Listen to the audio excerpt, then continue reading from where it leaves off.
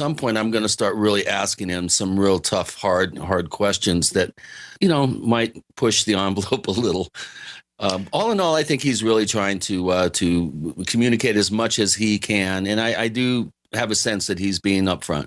And I think the reason some people will pose this, of course, is because of his intelligence connections. They have the same suspicions back in the early days when Major Kehoe's organization, NICAP, had a number of former military on their board of governors, including the first head of the CIA. Yeah, Roscoe Hillenkotter. Yes, Roscoe Hillenkotter. And you think, why does a guy like that get involved? He did leave NICAP after a time, and I suspect part of it is the blowback. So you look at someone like Dr. Alexander, and there obviously has to be a point there where he cannot answer a question, or he'll deflect it, or he will give you the disinformation answer, which may be one of the perceptions here, that maybe when you get too close to some things, he will answer the question, but not really give you the full, honest answer. I think one of the concerns people had also was when I was asking him about tasers and the experience in tasers, and I said, aren't there a lot of fatalities? He mentioned about 10, but one of our listeners in our forums pointed to several thousand. Well, several hundred. I think it's up in the 500s. But, again, if you don't really follow these things, which I would be surprised if he didn't, I think that was a little disingenuous on his part to come up with such a low ball number.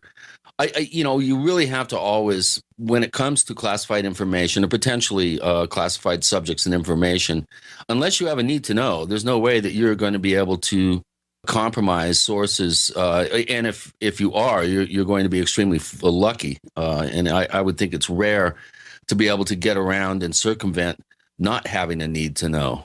It doesn't matter how much you ask. If you don't have that clearance or that need to know, it's going to be very, very difficult for you to find out anything concrete. And, it's one thing to hear rumors and asides from individuals. It's another thing to actually get smoking gun evidence in the form of documentation or, 3 people confirming a particular fact or a particular scenario. So, he does have that kind of working against him.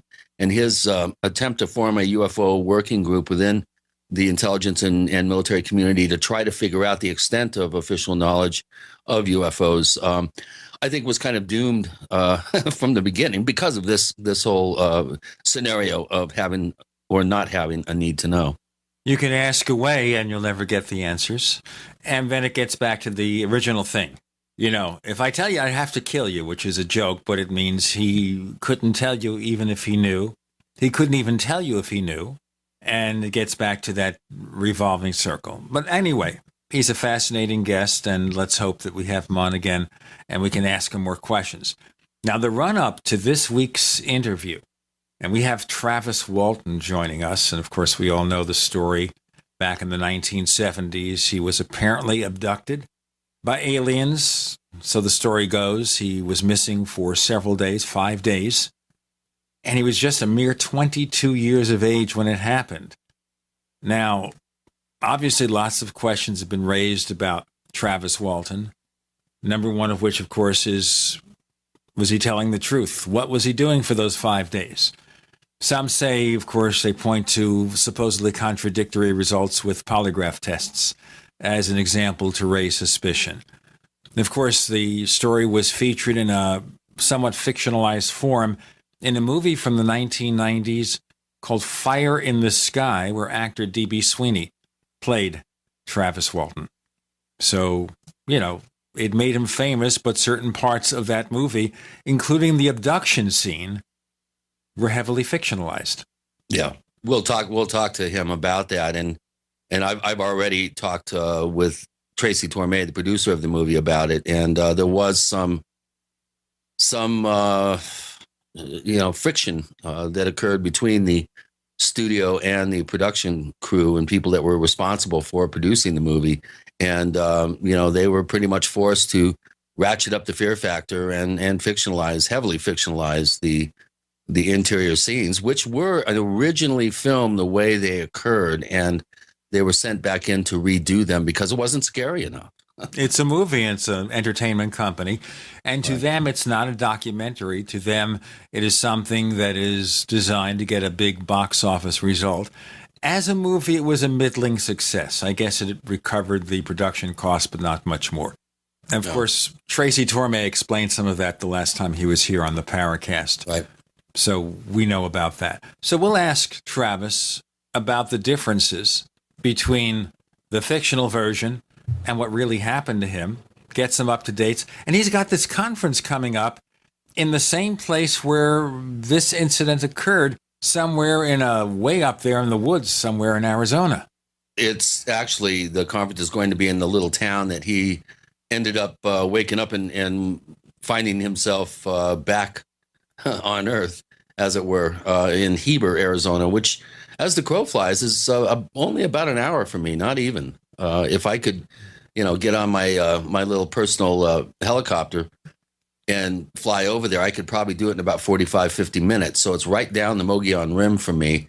And the conference has quite a stellar list of speakers, myself excluded in that comment, of course. If it wasn't driving through the mountains, I might actually go up there. It's about 2.5 hours from here. Tell you what, we've got Travis Walton coming up on the show. He'll be answering your questions, and there are lots of them. And we'll be talking about the conference where a lot of notables in the UFO field will be there, including our own Chris O'Brien. I might get there again if I decide I can handle driving through the mountainous roads. Travis Walton next with Gene and Chris. You're in the Paracast. So here's what happened. I was placing an order online. The site went down. It took hours before it returned, but I'd already placed the order with another company. If your site goes down, you could lose business. And if you have a business or personal site, you'll want to know it's easy to run and it will stay online. At iWeb, your site is hosted on one of the most reliable networks in the world. Talk to a sales rep at iWeb.com. Use the promo code TechNightOwl for a special discount. First came Attack of the Rockoids, and it was a critically acclaimed success. And now there is The Coming of the Protectors. A former military intelligence man is contacted by a space woman in a dream that turns out to be a nightmare because evil forces on her distant planet are planning to conquer the Earth. This is gripping science fiction of the classic kind. Attack of the Rockoids and The Coming of the Protectors. Find out more at rockoids.com. That's Rockoids, ROCKOIDS.com. Friends, this is Alex Jones for MidasResources.com. For more than 15 years, I have exclusively used Midas Resources for all my precious metal needs. Whether it's bullion or collectibles you're looking for, Midas Resources is simply the best.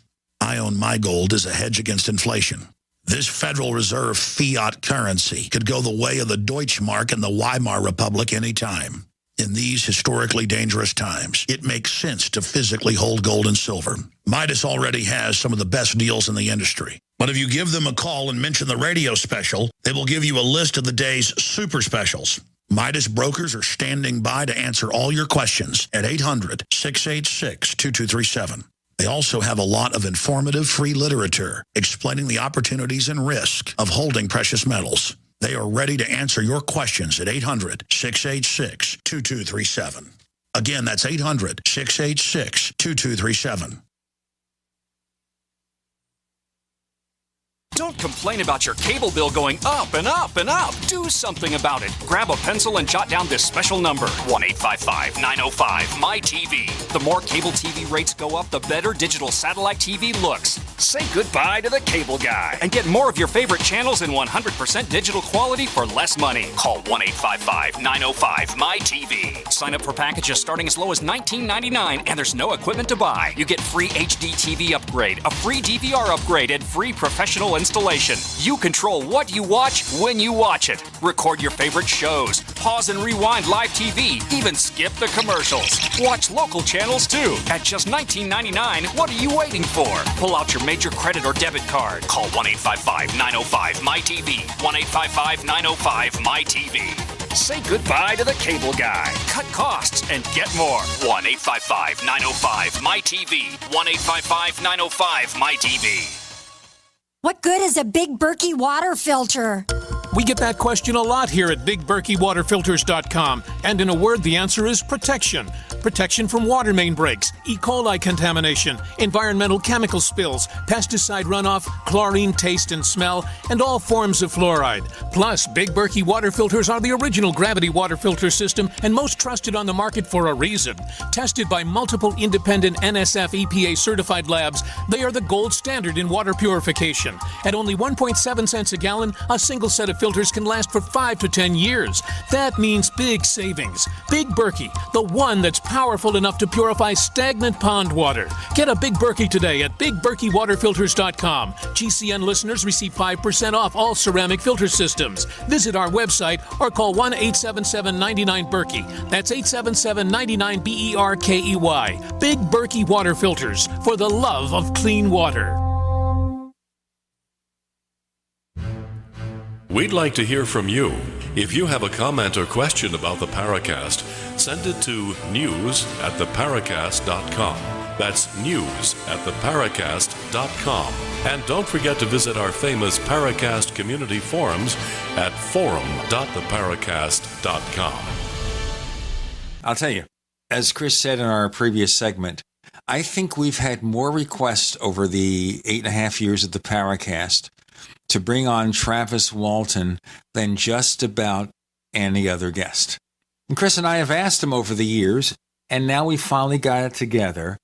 So Travis, welcome to the Paracast. Well, great to be here. You know, it's really strange how this has just kind of grown over the years rather than fading away. I recently sent a book to Croatia for the first time. It's just kind of phenomenal how it just continues to bring interest from around the world. Now, before we get into this big event that you're sponsoring, and then Chris and I are kind of discussing this because I know Chris will be there, and I don't like driving through mountains. And I have to think about the fact that to me it's a 2.5-hour trip, and I'll probably just come for the reason that all these people are there, Chris is there, and you're sponsoring the event. I'm going to ask you about that for a moment. But you think back now that this happened. You were, 22 years of age? Yeah. So totally unprepared for what was coming into my life. You know, the impact of the event, of course, was just overwhelmed everything for a number of years, but I didn't even realize at the time that, you know, my life would never, ever return to what it was. Before we get into any of these things here, at 22 years of age, and you were working as a logger, right? Yep. Swinging that chainsaw. Better you than me. All right. What kind of ambitions did you have in the working world, or were you just a kid happy to have a job? Yeah, I was just, you know, it was just something to do. It certainly wasn't a lifetime plan. You know, I had a number of interests. You know, I'd taken the private pilot training classes, and you know, certified as an EMT. A lot of interests in a lot of different areas. And you know, I was just so interested in so many things. I hadn't settled on anything yet, but you know, I certainly didn't see my future as a logger, and I didn't see it as someone that involved with you know, this event that happened. Had you read much at all about UFOs? Well, you know, I had like I said, a wide variety of interests, and it was a subject that came up. But no, I hadn't read about it. There was a lot of talk that because there had been a conversation a few weeks before at work that I was some kind of a UFO buff, but you know, that's hardly the case at all. You know, I'd never been to a UFO conference or anything of that sort.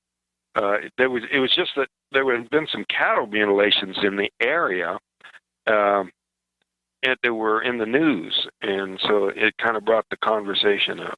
Now, before we get into the nuts and bolts about this, and the reason we're going to cover a little bit of old ground is that a number of our listeners, you know, haven't followed any of this, and maybe they saw the movie Fire in the Sky, a highly fictionalized version of what happened to you, and that's maybe all they know. Before we do that, this conference, it's happening later this year. Can you tell us something about that and who's going to be there? Well, I resisted this, but I just had a guy that just urged me to do it, that felt it was important and willing to help make it happen. And so he talked me into it. So November 5th, we're going to have a sky watch on the exact date. Now, it was on a Wednesday back in 1975, and this November 5th falls on a Wednesday, too. So we're having an early skywatch, even though the conference itself is on the 7th, 8th, and 9th, Friday, Saturday, and Sunday. So what, do you have like a hotel or something there to house people? Well, actually, there's a big barn that's been remodeled into a banquet hall. They've been holding a lot of weddings and business conferences there, and it's just one of the few areas, a few venues in the entire area there that are capable of holding that many people. Okay. So it's a barn, a remodeled barn. It's going to be pretty nice, and it'll work just fine. So this is a very small town we're talking about here.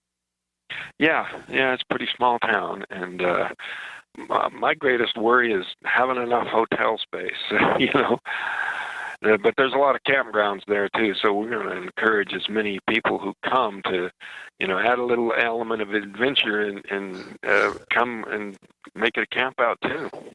Yeah, send them down to Turkey Creek on the rim there and tell them to keep a watchful eye out. I never thought about that, but there's probably going to be people who would actually want to camp out over that way. Yeah, I've actually, Travis, I've camped there, a little closer to the rim and halfway between the site and the fire tower there. Let me give the stats on this place. Population in 2010 was 2,822. So you can probably double that by having this event over there. It's an elevation of 6,627 feet. And in terms of locations, it's 144 miles north of Phoenix. The junction of State Route 260 and State Route 277, I guess the best route from where I am is to get on to Route 260 and come up. But there you go. Tell us about the speaker choice. Well, I wanted to choose people who would sort of lay the groundwork in this area. This is a totally new thing for the people in this area, and I wanted to, kind of get the bedrock of ufology. I've got Stan Friedman speaking about the scientific basis for, the reality of this phenomenon. And just, somebody from each area that can cover. Some of the things that were going on in the area back in that first week of November of cattle cases occurred just weeks before your event. And I find that fairly intriguing. And in my new book, Stalking the Herd, I do devote a bit of space to discuss how it's kind of hard not to make a connection between the mutilation waves and other sightings that occurred in the area just prior to your event occurring. Clifford Mahooty, who is one of your speakers, he and his family had an incredible sighting within, I think, a week or 10 days of your actual abduction. And this was up the road about 100 miles in the Zuni Reservation. And his account of this particular event is quite amazing. And I can't wait to see how people respond to, kind of a correlated event that I think may be indicative of a lot of the weird, strange activity that was going on in the area back in that early to mid fall period of 75. Yeah, we're located between several Indian reservations here, and so naturally, I did want the Native American perspective, with the 3 Native American speakers that we're having, because that's part of the picture here.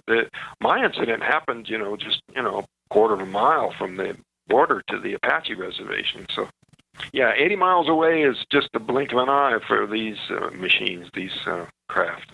Hey, let's get into very much more of this in our next segment. Travis Walton joining Gene and Chris. You're in the Paracast. We are the premier independent talk radio network, the Genesis Communications Network, GCN.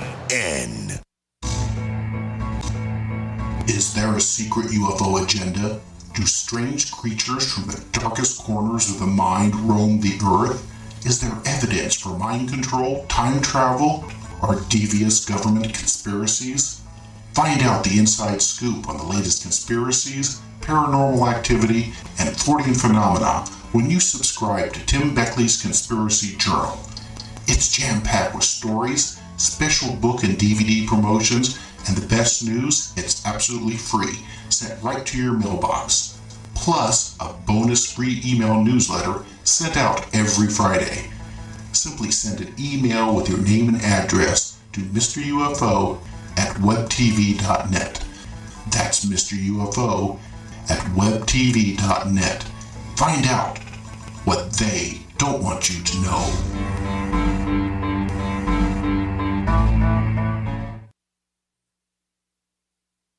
The human body is extraordinary.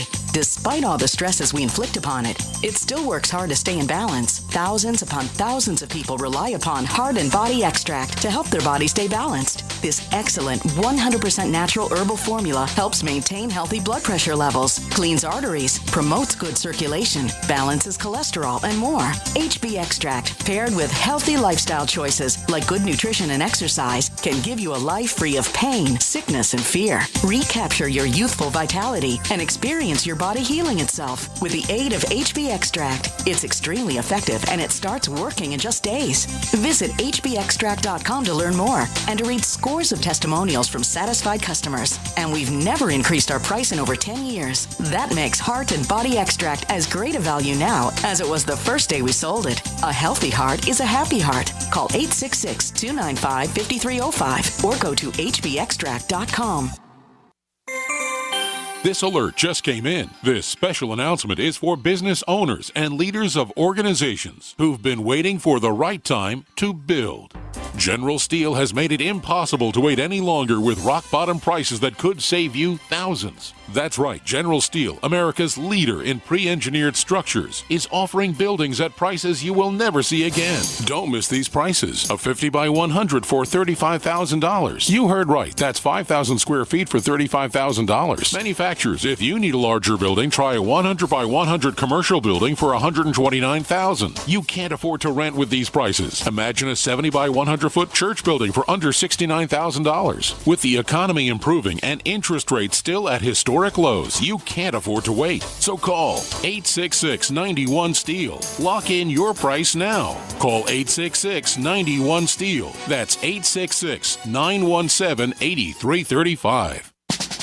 September is National Preparedness Month, so make it a September to remember by getting your emergency food supply from the Freeze Dry Guy. On sale this month, our 2014 Stew Butter and Potatoes unit. You'll get one number 10 can each of high-quality Mountain House chicken stew, vegetable stew with beef, pilot crackers, plus the highest quality dehydrated ABC stew, butter and potatoes for a total of 160 1/2 cup servings. Retail value $161.41, but not this month. The Freeze Dry Guy offers the 2014 Stew Butter and Potatoes unit for only $123.93. Save over $37. Plenty of protein, veggies, carbs for energy, and tasty, hearty, storable food with a shelf life of over 25 years. Call 866-404-3663. Free shipping to the lower 48 states. Click freezedryguy.com or call 866-404-3663. That's freezedryguy.com. Hurry! The National Preparedness Month sale ends September 30th from the Freeze Dry Guy. The finest freeze-dried and dehydrated foods available anywhere for long-term storage.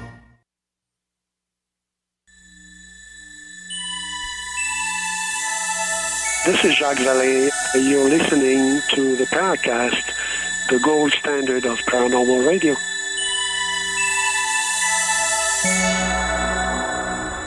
Here with Gene and Chris, we're happy to welcome Travis Walton to the show. And of course, he's sponsoring this event in November, a UFO conference in the area where he awakened after this abduction experience. What's the event called? It's called the Skyfire Summit, you know. Skyfire was something I came up with when I began self-publishing the book. My printer said, well, you got to have a name. So just on the spur of the moment, I came up with Skyfire Productions. And so that's the name of the conference. And Summit, is kind of a double meaning there. Summit is also the top of the mountain. And, up there, 7,000 feet where the incident happened is kind of like the top of the mountain. It's one of the highest points around. That's the name of it, Skyfire Summit. And this is 39 years after the original event. The 39th anniversary. And it's also right on the anniversary there. It's the pre-conference events are on the 5th and 6th. The actual conference itself is November 7th, 8th, and 9th.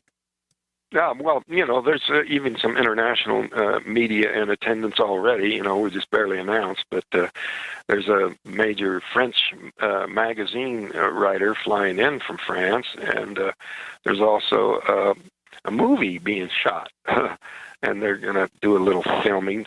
This is a different French production company filming a feature film, an independent film, and they want a little background for that movie, and they're going to be filming there. And that's just and there's some other film crews coming. Among the other speakers, by the way, and I'm looking at the list, you've got Kathleen Martin. We've got Linda Moulton Howe. Definitely want to talk to her. Peter Robbins, Richard Dolan, Donald Schmidt, Tracy Torme is going to be there. Yes, Tracy Torme, screenwriter on Fire in the Sky. Right. Don Schmidt will be speaking about Roswell. Richard Dolan will be speaking about government secrecy and the cover-up and that sort of thing. So this is trying to cover the subject in a comprehensive way as best you can with 15 speakers. Now let's go back here to the beginning. Let's return to those thrilling days of yesteryear. I sound like the Lone Ranger here. 1975. For those who, as I said, haven't heard much about your story, or maybe just saw the movie, which is not quite a fully accurate portrayal of what happened, can you tell us in maybe the next segment or two a brief summary of this event?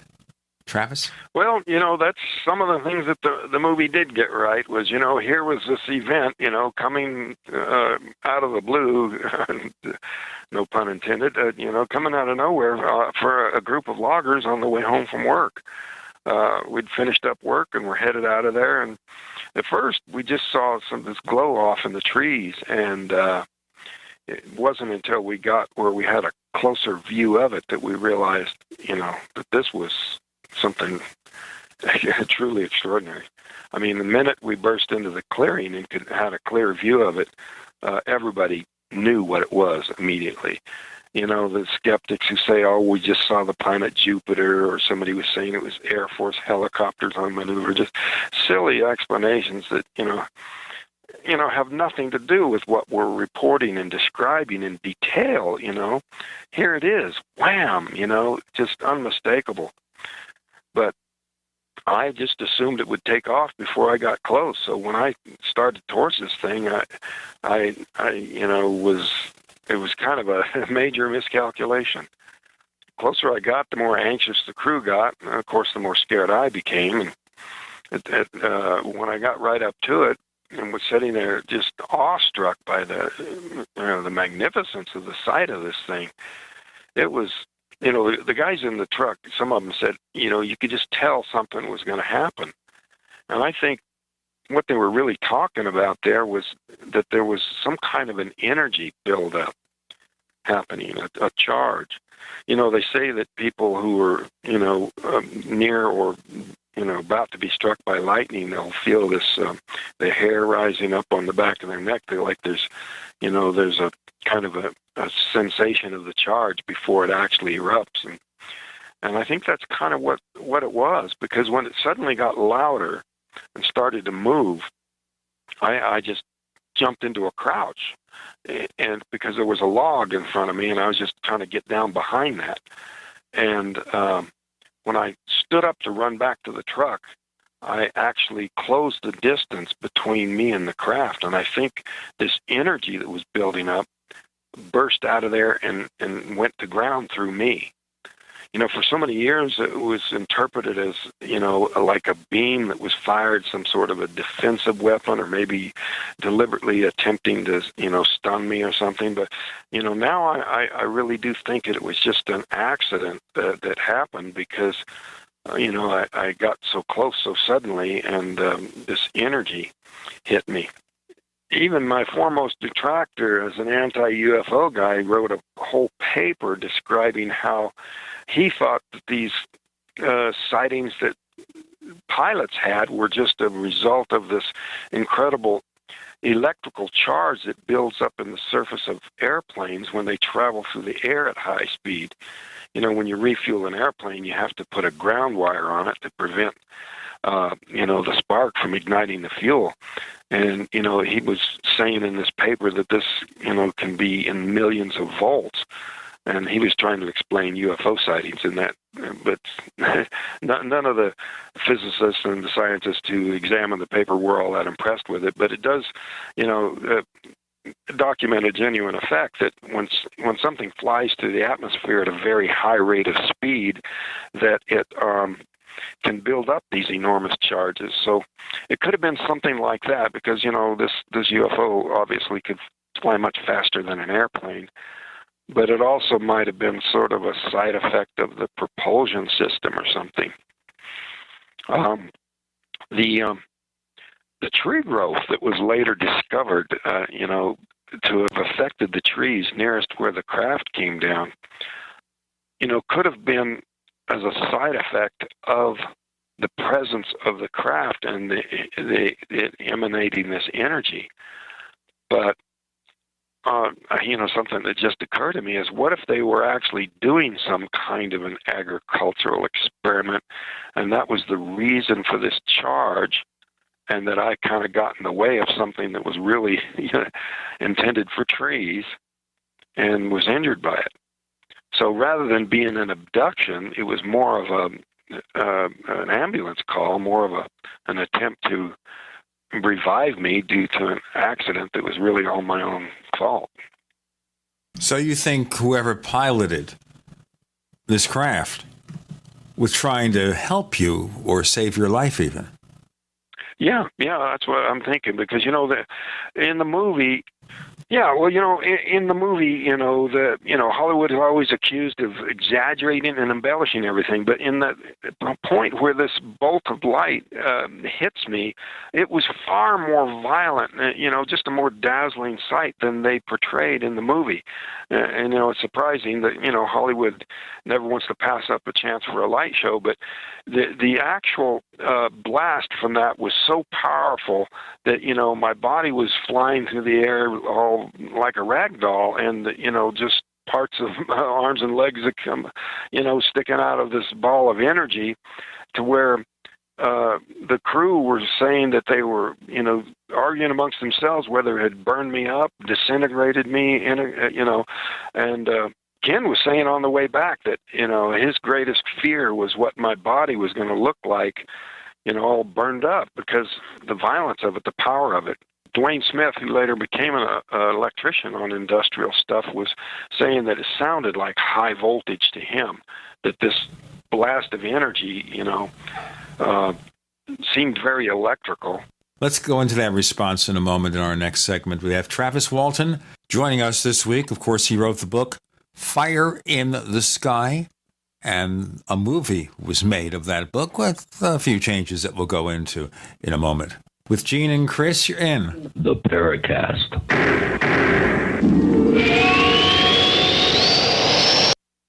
We are America's largest independently owned communications network, GCN. Attack of the Rockoids has been well received by critics and readers alike. It's a thrill-a-minute story you'll never forget. A former U.S. military intelligence officer is haunted by intense dreams about a beautiful woman pleading for his help after a terrible battle in outer space. But the dreams turn out to be true and thrust him into a telepathic love affair with a woman whose faraway planet is intent on destroying the Earth. And now the gripping tale continues in The Coming of the Protectors. It's the second book of the Rockoids trilogy, a galaxy-spanning adventure that pits our hapless heroes against powerful, fanatical enemies that threaten the lives of freedom-loving beings everywhere. Attack of the Rockoids and The Coming of the Protectors. Classic science fiction at its best, available now. For more details, visit rockoids.com.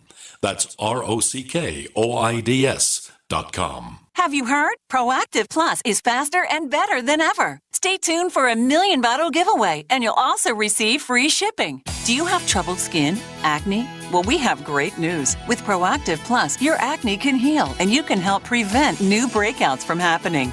Don't miss this limited time offer. Give us a call at 800-538-5252 because we're going to let 1,000,000 people try Proactive Plus risk-free and get 2 free gifts and also receive free shipping when you call right now.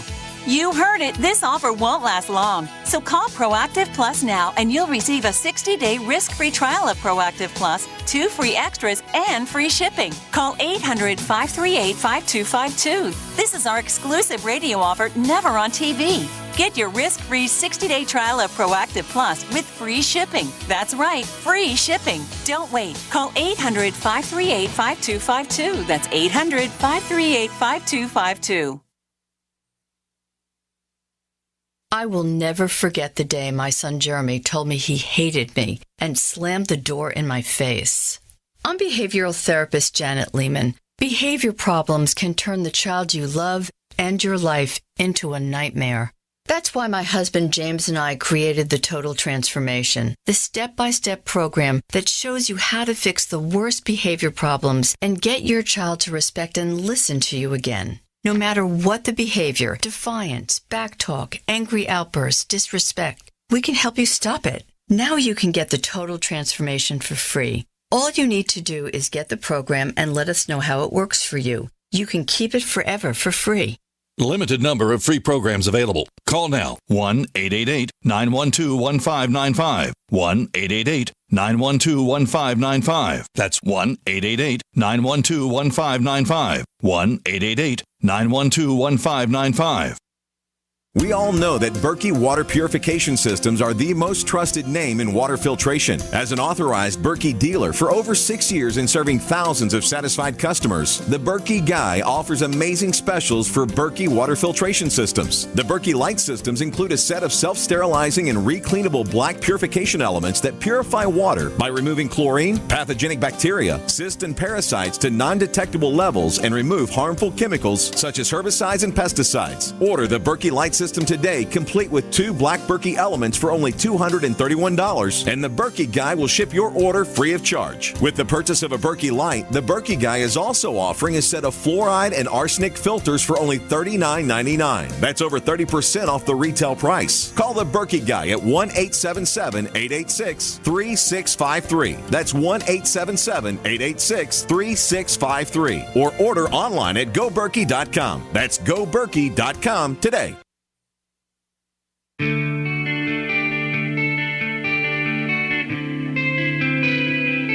This is Jerome Clark, author of the UFO Encyclopedia and other books. You're listening to the Paracast. With Gina and Chris in the Paracast, Travis Walton is joining us. And of course, he had this, what we call abduction experience back in 1975 that was fictionalized somewhat in Fire in the Sky. And you were mentioning, in a sense then, can we say maybe that you were almost electrocuted then? Well, it's hard to say what the nature of that energy was. And my skeptic, my foremost detractor was saying, well, if it was that powerful, it should have burned his clothes off or started the woods on fire, But, for whatever it is, it had the power to knock me 10 or 20 feet through the air.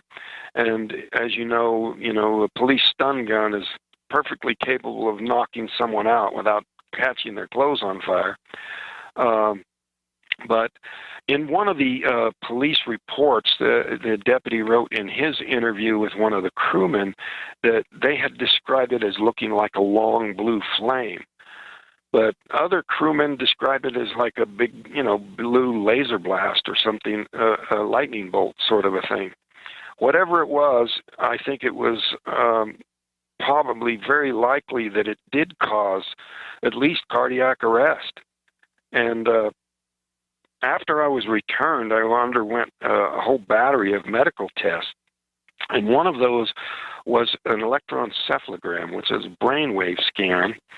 And the interesting thing about this is that the technician was not told who I was or what had happened. He was just, this was at Barrows Neurological Institute, a world-famous brain trauma center, and all he was looking for was signs of injury.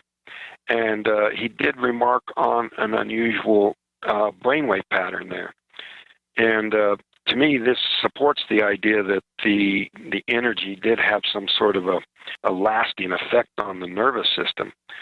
Now, I'm going to take that EEG report and get it reviewed again, and probably again initially in a double-blind situation, so that the person examining the charts is not biased by a report of what happened to me, just their opinion. Does this resemble someone who was received an electrical shock or a lightning strike or something of that nature?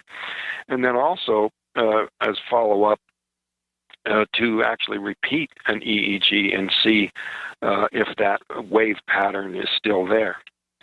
Now, I've speculated that this unusual pattern, this possible disruption in the nervous system may have been the reason that these beings were not able to control me and keep me on the table, that I was able to lash out and move away from them. And, despite their best efforts to control me, telepathically, that wasn't going to work in the state that my nervous system was, at least at that moment. When this happened, did you remember everything as it happened, or did those memories come by later?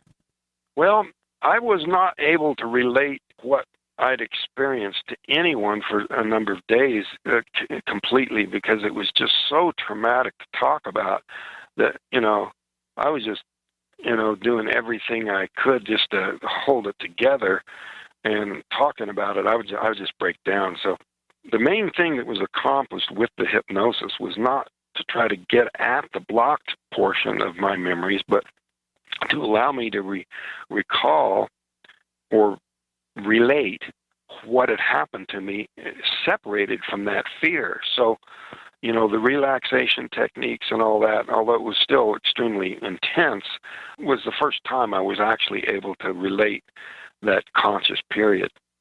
But, the hypnosis did reveal that there is some sort of a block on the further memories of what happened aboard during those 5 days. But only little bits have come through over the years, and nothing to report in that regard. But I've always been leery about undergoing hypnosis again to try to break through that repressed memory. And it only occurred to me in the last year or two that there might be a reason for that. That the possibility of regressing someone hypnotically back in time through a point where you were in cardiac arrest might actually cause cardiac arrest. And I'm not talking about, heart failure from fear. I'm talking about, the energy, if it actually, stopped my heart, that bringing you back in time through that point in time might be dangerous in that regard.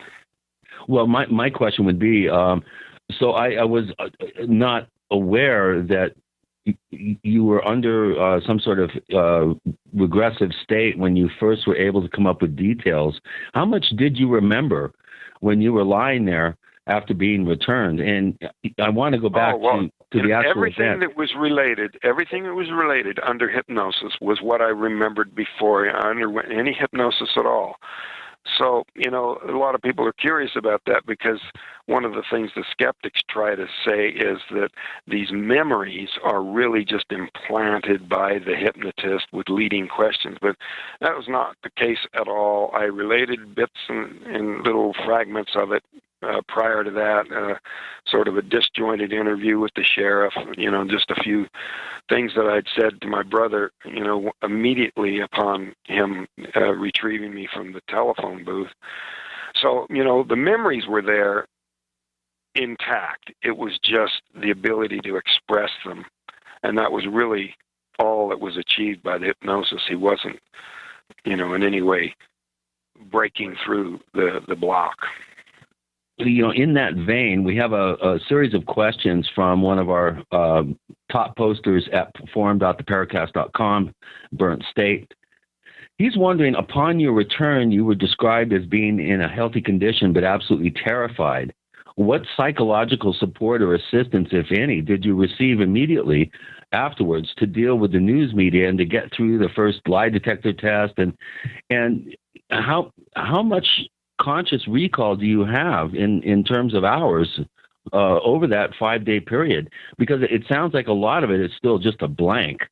If you had to come up with an hour figure, I mean, what percentage of the time that you were gone do you have a conscious recall of? Oh, probably around an hour, maybe more, maybe less. It was all that we were describing, in the hypnosis. It was, that was a huge, and always has been, a concern, a weight on my mind about what else there might be, and that, I think that contributes to my reluctance to undergo more hypnosis, is that, I've had my hands full dealing with what's happened up to now. And that kind of goes hand in hand with the question people are always asking, well, has anything more happened? And, like I said, I got my hands full, just dealing with what I remembered when I woke up on the road that way there. And what was the other part of your question? The first part. Well, did you get any sort of psychological support? In other words, yeah. Well, back then there really wasn't support groups like there is now. There's a number of organizations around the country who, have some therapeutic expertise and just the support of a group who have undergone similar trauma. But back then, they didn't have anything like that, and I had nothing.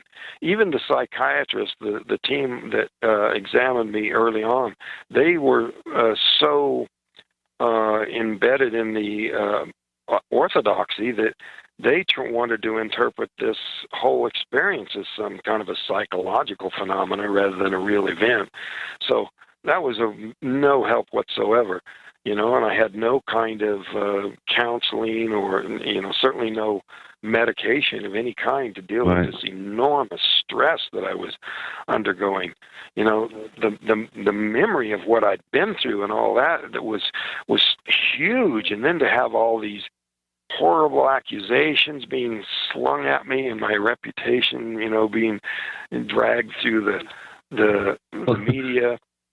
Well, not to mention that your buddies, the members of your crew, were under suspicion that they'd murdered you and had concocted this story as a cover for some sort of altercation that had happened. I mean, it must have been difficult for them as well. We have to do the break now, Travis, so I'm going to ask you more about that and give you time to respond rather than just rush through it right now, but we want to get into that particular point. So our guest is Travis Walton, who had this amazing encounter with a UFO back in 1975. With Gene and Chris, you're in the Paracast.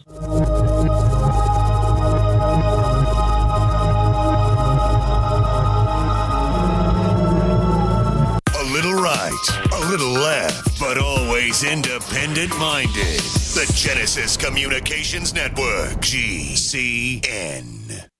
Does advertising on the Genesis Communications radio network actually bring positive results? Let's ask Thomas Baldrick from Freeze Dry Guy. Thomas, talk about customer service at GCN. GCN is extraordinary in how they take care of their customers. The bottom line, Freeze Dry Guy keeps advertising on GCN because it works. If you would like to experience unbelievable customer service, call Lee Wickenhauser at 877-996-4327, extension 107.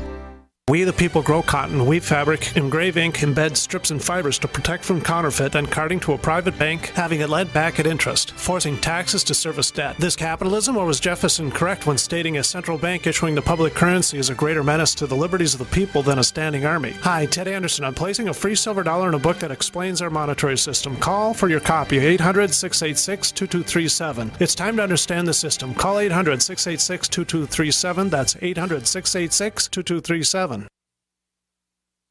On Facebook, on the news, and in conversations with friends, we're bombarded every day with advice on how to be healthier, from gluten-free and non-GMO diets to how much exercise and sleep the body needs. But how much have you heard about alkalizing the body? AlkaVision Plasma pH Drops are a holistic and natural way to get your body's pH levels back in balance. Just a few drops in water will help your body rid itself of harmful waste. And even the healthiest of diets can be complemented with your daily use of AlkaVision Plasma pH Drops. Who isn't looking for more vibrance, vigor, and energy? Now buy 2 bottles of AlkaVision Plasma pH Drops and get $10 off your order. Visit alkavision.com or call 800-518-7615. AlkaVision Plasma pH Drops are packed with a powerful combination of the most alkaline minerals and compounds. Open the door to greater health, vitality, and zest for life. Alkalize your body. Supercharge your health. Call 800-518-7615 or head to alkavision.com.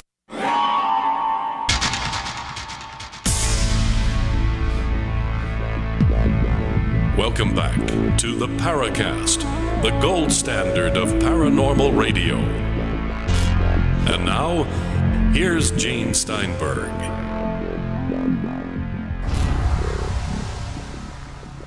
With Gene and Chris in the Paracast, Travis Walton recounting his 1975 encounter with a UFO and the period he spent aboard it. So let's get back to what Chris was asking here. So while you were gone for 5 days, the authorities wondered if maybe your friends had murdered you for some reason.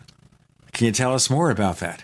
Well, they were under tremendous pressure, and there was, even a lot of hostility, in the accusations that were coming their way, even threats from my family members who suspected them of harming me.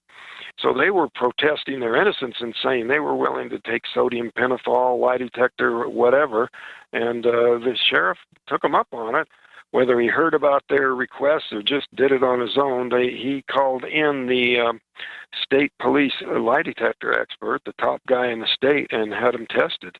And so when they passed, they weren't completely out from underneath the gun. The sheriff, still had a theory that maybe they had slipped me some drugs in my lunch that day and hit me on the head, and somehow, that they had created this illusion in my mind. They were also accused of just making up the story along with me and the crew boss to somehow get out of the logging contract. But that was thoroughly debunked by all the contracting officers involved in the logging contract, that there was no way that any such incident could in any way benefit Mike, the crew boss, and it certainly worked greatly to his disadvantage, as he would surely have known. All right, so you wake up 5 days after it happened.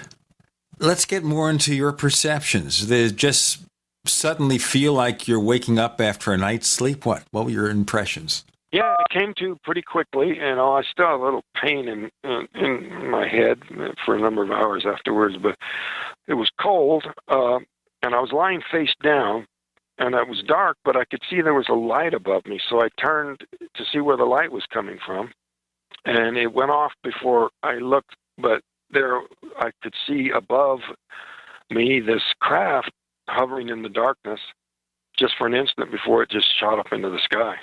Well, my most recent memory was the feeling of total hysteria, feeling trapped. So the new surroundings was one of freedom, even though I was in the dark. It was still a familiar, environment to be on a paved road on Earth, in the forest. So that was quite a relief. And I was very unsteady on my feet. But my main feeling there was relief, like I had finally escaped this fearful situation. And I could see the lights of the town down below. And so I ran down. and was able to call my family to come and get me. This sounds almost like a fiction movie where somebody is captured or kidnapped and they wake up on the road. Let me go back here briefly to the hypnosis.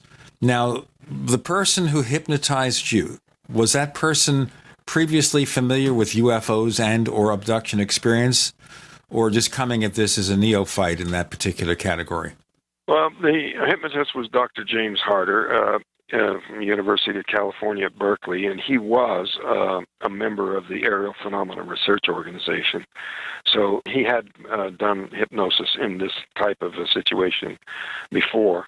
But he was a certified in the Lacron School of Hypnotism, and it was really a major milestone in my recovery. You know, that hypnosis session, that whole thing was a big step in relieving a lot of the fear and tension that I was under.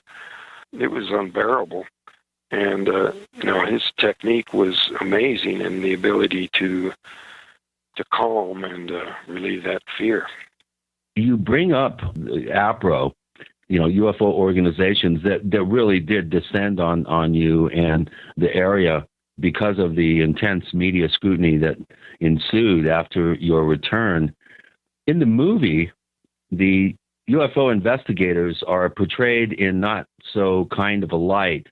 They come across as being very invasive, almost rabid in their attempts to get you to open up and trust them. And what was your impression of the actual kind of circus that erupted around you? And what was your impression of the UFO groups that were involved in attempting to get you to open up about what happened to you? Well, there was quite a number of groups, and there was a tendency back in that day, and I think that probably still exists to a certain extent, that the tendency to brand a particular prominent case as a good one if it's your case, and suddenly it needs more examination if you don't have the case. And the depiction in the movie of the UFO group afar really is not representing APRO at all. They were very professional in every way. That was more representative of the group Ground Saucer Watch, who initially thought they had the case, and while they thought they had it, they were saying all kinds of positive things. But once it became apparent that this so-called medical doctor that they had sent me to was no doctor at all, once they lost the case, then they started attacking it with all sorts of accusations that this was really a drug hallucination, that this supposed doctor, who wasn't even a doctor or drug expert at all anyway, as they were claiming, that it was a drug hallucination. But it was absurd that the news media didn't, rather than jumping on this accusation, didn't ask the simple question, well, how do 7 people have the same hallucination? Well, Travis, either that or you guys are absolutely out of your minds to be eating mushrooms or dropping acid while you're logging. Having done a bit of logging myself, I would suggest to our listeners that is not probably the best thing you can do to protect your safety and the safety of those around you by doing psychedelics while logging. The most dangerous occupation in the United States is logging. A very high death rate, but nobody has identical hallucinations. And besides that, I had blood and urine samples put through the county medical examiner's drug screen at that time, which proved there was no trace of any drug in my body. And besides that, it's been on a question on several of the lie detector tests that I've passed. So, it's really an absurd thing, but, the skeptics, keep it alive to this day. But Travis, don't the skeptics also talk about the fact that you were hypnotized? Because you have somebody here who may be supremely experienced at hypnosis, may be unfortunately also experienced in the UFO field, and you combine them to suggest, well, maybe they asked you leading questions to get the kind of answers they wanted. Well, that's a common accusation, but the hypnosis session was taped, and there were no leading questions. It was actually observed by 3 psychiatrists who were actually skeptical of the whole thing. A number of reporters and my brother, they were all in the room observing this, and there was no leading questions. And again, just like with the hypnosis thing, if the hypnotist was planting memories in my mind, what about the 6 crewmen who saw the first part of it themselves, it just doesn't add up. It's a really lame excuse to try to say, because the rest of the crew wasn't hypnotized. What made them believe this happened, Well, here's another question from Burnt State, and it's a good one. And this is something that I always point out when your case comes up in a conversation and people are wondering about it. I always maintain that you have been steadfast in your account. You have never embellished it. You've never added or subtracted anything from it. And Burnt State's question is, unlike many other abductees, you have not changed or added to your story, nor have you destabilized into a mystical or space brother terrain or territory. What's your opinion, Travis, on other abductees' claims, such as Whitley Strieber, George Adamski, and the ever-present Stan Romanek? Let's have that answer in our next segment, Travis, okay? We have Gene and Chris with Travis Walton. You're in the Paracast. First came Attack of the Rockoids, and it was a critically acclaimed success. And now there is The Coming of the Protectors. A former military intelligence man is contacted by a space woman in a dream that turns out to be a nightmare because evil forces on her distant planet are planning to conquer the Earth. This is gripping science fiction of the classic kind. Attack of the Rockoids and The Coming of the Protectors. Find out more at rockoids.com. That's Rockoids, ROCKOIDS.com. Do you need a website? Well, you can get a great deal on hosting services with Namecheap's legendary coupon code. They're offering substantial hosting discounts on shared hosting, business hosting, VPS hosting, reseller hosting, and even dedicated servers. Namecheap is preferred by millions. It's backed by a money-back guarantee. Use the coupon code LEGENDARY to cash in on the special deal at Namecheap.com, Namecheap.com.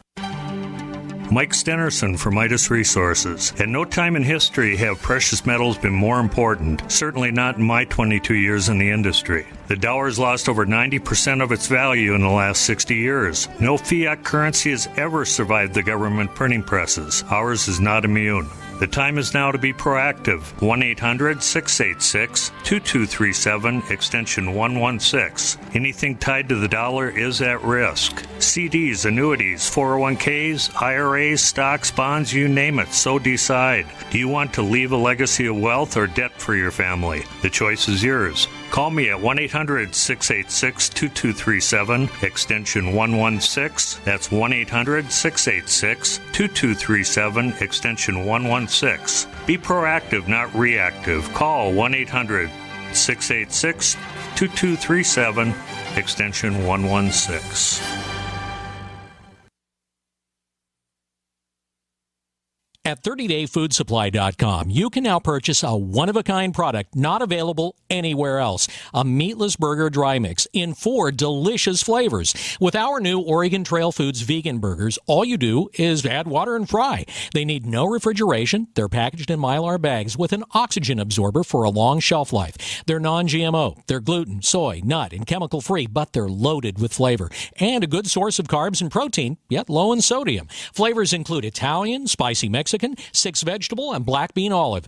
Go to 30dayfoodsupply.com or call 541-229-0010 and order today. Eat them every day, take them camping, or save them for an emergency. Check them out at 30dayfoodsupply.com and click on the vegan burger icon. That's 30dayfoodsupply.com, where all of our products are produced in Oregon by Oregon Trail Foods. 30dayfoodsupply.com. Question. Could too many GMO foods and toxins be overloading your digestive and immune systems? Answer, yes. If you're searching for a powerful detox that's gentle enough to use every day, use Pro EM1 from Terraganics. Pro EM1 is a powerful liquid probiotic that uses good bacteria to suppress pathogens and gently eliminate toxins from your body. A healthy digestive system will cleanse and remove toxins, support weight loss, improve absorption of food nutrients, and aid in controlling yeast and other infections. Pro EM1 is made with only non-GMO and certified organic ingredients, has no preservatives, and is dairy, soy, wheat, and gluten-free. Pro EM1 is the key to your digestive health. Order Pro EM1 Daily Probiotic Cleanse at Terraganics.com, spelled Terraganix.com, or call toll-free 866-369-3678. That's 866-369-3678. Also available through Amazon Prime. Pro EM1 from Terraganics. Life's getting better. We'd like to hear from you. If you have a comment or question about the Paracast, send it to news@theparacast.com. That's news@theparacast.com. And don't forget to visit our famous Paracast community forums at forum.theparacast.com.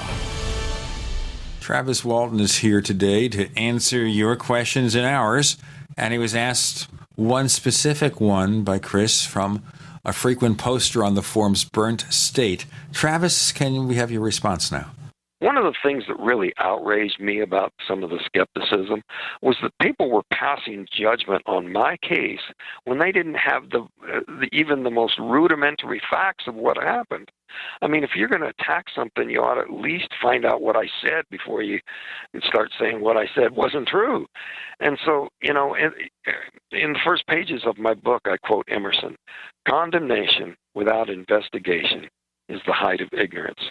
So I've always tried to avoid doing that myself.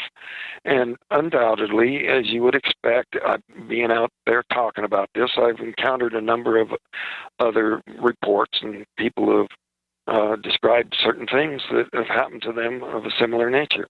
And I'm always being asked my opinion about that sort of thing. I've always stayed away from passing judgment on any particular case, because unless I've investigated, I don't have the right to be pointing a finger. But I will say that there are a lot of good cases out there, solid reports with good evidence that I personally believe is something of a nature similar to what I've experienced. And then on the other hand, there's quite a large number of cases that I think are of an entirely different nature. Probably a number of different things, other than the kind of thing that I experienced. Some are outright fabrications. Others are, just vivid dreams that people have, mistaken sightings of meteors, aircraft, or whatever. But that's not to take away one bit from the core reality here, that this is a widespread phenomenon experienced by other people who do, in my mind, meet the criteria necessary to accept what they're saying is really happened. Well, this brings me back to the movie Fire in the Sky, which I enjoyed, I must say, and I recommend it to everyone out there to at least get a sense of what happened. Tracy Torme, who I've known for 20 years, I think did a very, very good job. Tracy was a little bit, how would I put this, was a little bit peeved, I think, that the studio wanted him to ratchet up the fear factor, especially, obviously, during the actual scenes that were depicted while you were aboard the craft. One glaring omission that I've always kind of wondered about in terms of looking at the movie version of what happened versus your version in your book, and that is the appearance of what appeared to be humans in uniforms, and the whole scene where you were led into what appeared to be a hangar that was impossibly large for the size of the craft that you thought that you were aboard.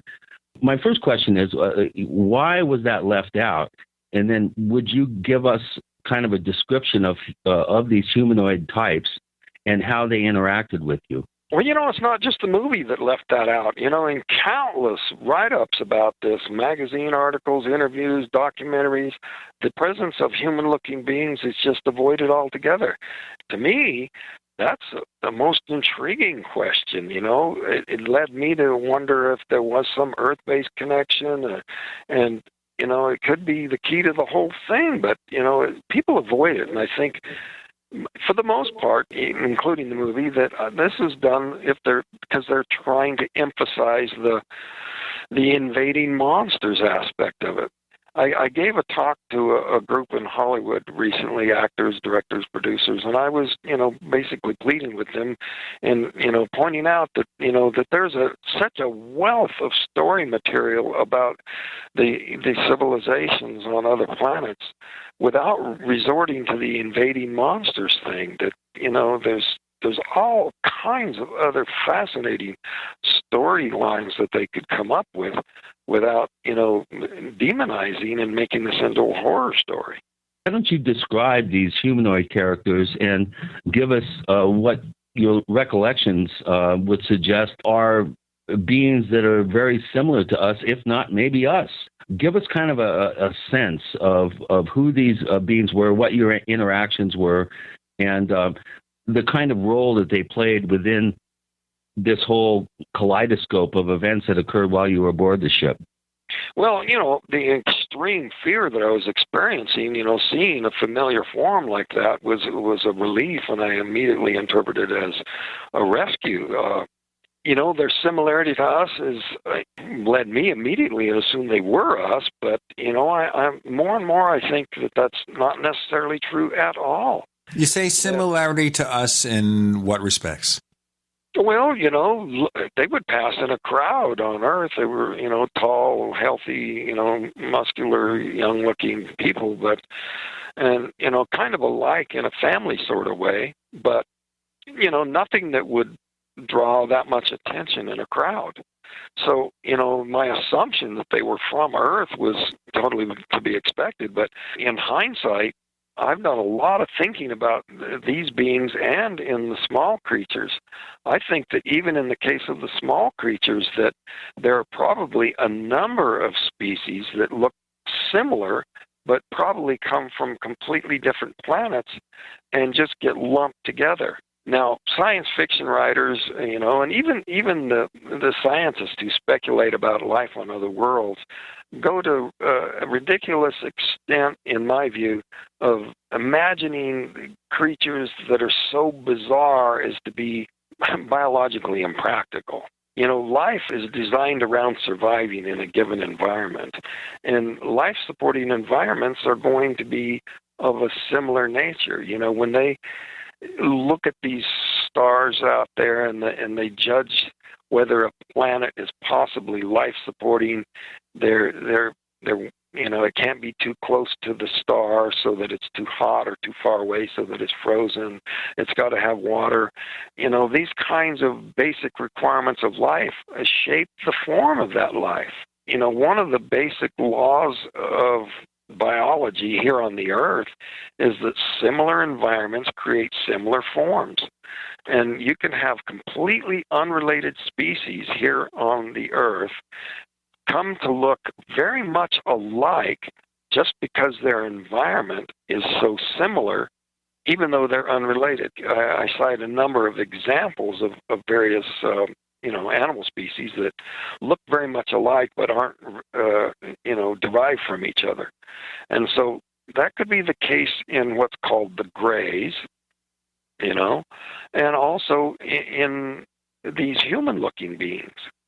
That my prediction is that when a probe or some sort of positive verification of the nature of the life forms on these other life-supporting planets, they're not going to be astounded how bizarre they are. They're going to be amazed at the similarities that arise independently of Earth, how similar those forms are to life forms on Earth.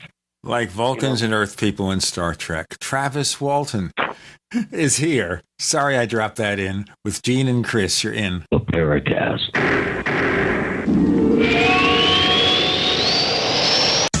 Independently leading the way for the nation. Compelling talk for every political persuasion. We are GCN. Graphic Converter is the image manipulation tool for the rest of us. It does not use any database. You get full control of all your files. Want to view the images of a folder? Drag it into Graphic Converter and a powerful browser opens up to show your image files. You could use it for slideshows. You could use it to import images from digital cameras or from scanners. Need to do some image editing? You can do that too in Graphic Converter. Also print catalogs. Convert from so many formats I can't even list them. Download now to see if Graphic Converter is good for you, like 1.5 million other users. Guess what? You could save money when you buy Graphic Converter. Use the coupon code Night Owl. Use the coupon code Night Owl to get a special price for Graphic Converter. Go to lemkesoft.com. That's LEMKEsoft.com. lemkesoft.com. LEMKEsoft.com. Summertime is save big time at Herbal Healer Academy. Long-term customers know summer is the time to stock up at herbalhealer.com. And for new customers, welcome to the web's best place to save on vitamins, minerals, and more. Log on for summer specials, including all sizes of colloidal silver, colloidal minerals, and intestinal freedom on sale. Choose from Herbal Healer's great variety of weight loss products like apple cider vinegar, Hoodia, and Metabolic Complex and Pro-Metabolic, all on sale now. Also, the anti-parasite intestinal freedom and Wormwood Plus Complex, plus stevia liquid sweetener and the super enzymes, all on sale for summer at herbalhealer.com. As always, we offer certificate correspondence courses in natural medicine. Enjoy same-day shipping and free online newsletter. Log on now to herbalhealer.com and look for summer specials to save big with our nation's leader in supplying quality natural medicine and education since 1988. Herbal Healer Academy. This alert just came in. This special announcement is for business owners and leaders of organizations who've been waiting for the right time to build. General Steel has made it impossible to wait any longer with rock-bottom prices that could save you thousands. That's right, General Steel, America's leader in pre-engineered structures, is offering buildings at prices you will never see again. Don't miss these prices. A 50 by 100 for $35,000. You heard right, that's 5,000 square feet for $35,000. Manufacturers, if you need a larger building, try a 100 by 100 commercial building for $129,000. You can't afford to rent with these prices. Imagine a 70 by 100-foot church building for under $69,000. With the economy improving and interest rates still at historic lows, you can't afford to wait. So call 866-91-STEEL. Lock in your price now. Call 866-91-STEEL. That's 866-917-8335. Don't complain about your cable bill going up and up and up. Do something about it. Grab a pencil and jot down this special number, 1-855-905-MY-TV. The more cable TV rates go up, the better digital satellite TV looks. Say goodbye to the cable guy and get more of your favorite channels in 100% digital quality for less money. Call 1-855-905-MY-TV. Sign up for packages starting as low as $19.99, and there's no equipment to buy. You get free HD TV upgrade, a free DVR upgrade, and free professional installation. You control what you watch when you watch it. Record your favorite shows, pause and rewind live TV, even skip the commercials. Watch local channels too. At just $19.99, what are you waiting for? Pull out your major credit or debit card. Call 1-855-905-MY-TV. 1-855-905-MY-TV. Say goodbye to the cable guy. Cut costs and get more. 1-855-905-MY-TV. 1-855-905-MY-TV. Hi, this is Don Ecker, and you are tuned into the Paracast. Let me tell you what, you're going to hear stuff here that you probably won't hear anywhere else. Hear that, George Snorri? Okay, similar to us, life forms throughout the universe, humanoids. Interesting concept. Travis Walton is here. His book and the movie, Fire in the Sky, and a little bit later this year, he will be sponsoring the Skyfire Summit, Travis Walton's anniversary UFO conference, which if you want to get up there, you're going to see some great speakers. We have loads of questions from our listeners, and Chris O'Brien's going to go to the next one. Chris. Travis, this question comes from Marduk, who's one of our posters at forum.theparacast.com. And he starts out his post with, "Holy crap. I would love to ask Travis about details about his time in the star chamber, where, if he remembers correctly, you pulled a lever and you were given an external view or simulation of the surrounding space outside of the craft." And he's specifically interested in any sort of user interface and what your impressions were, if this was like some sort of navigational tool, a pilot cockpit, or he puts entertainment device. Kind of wondering about that one. But what was this star chamber? And I remember from the book that you were given this opportunity to look at the surrounding space around you. Could you kind of describe that scene for us?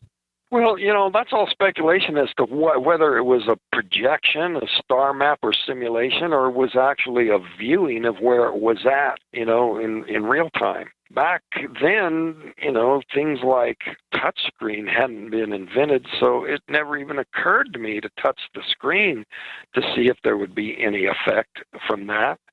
And most of the buttons I pushed didn't really seem to do anything.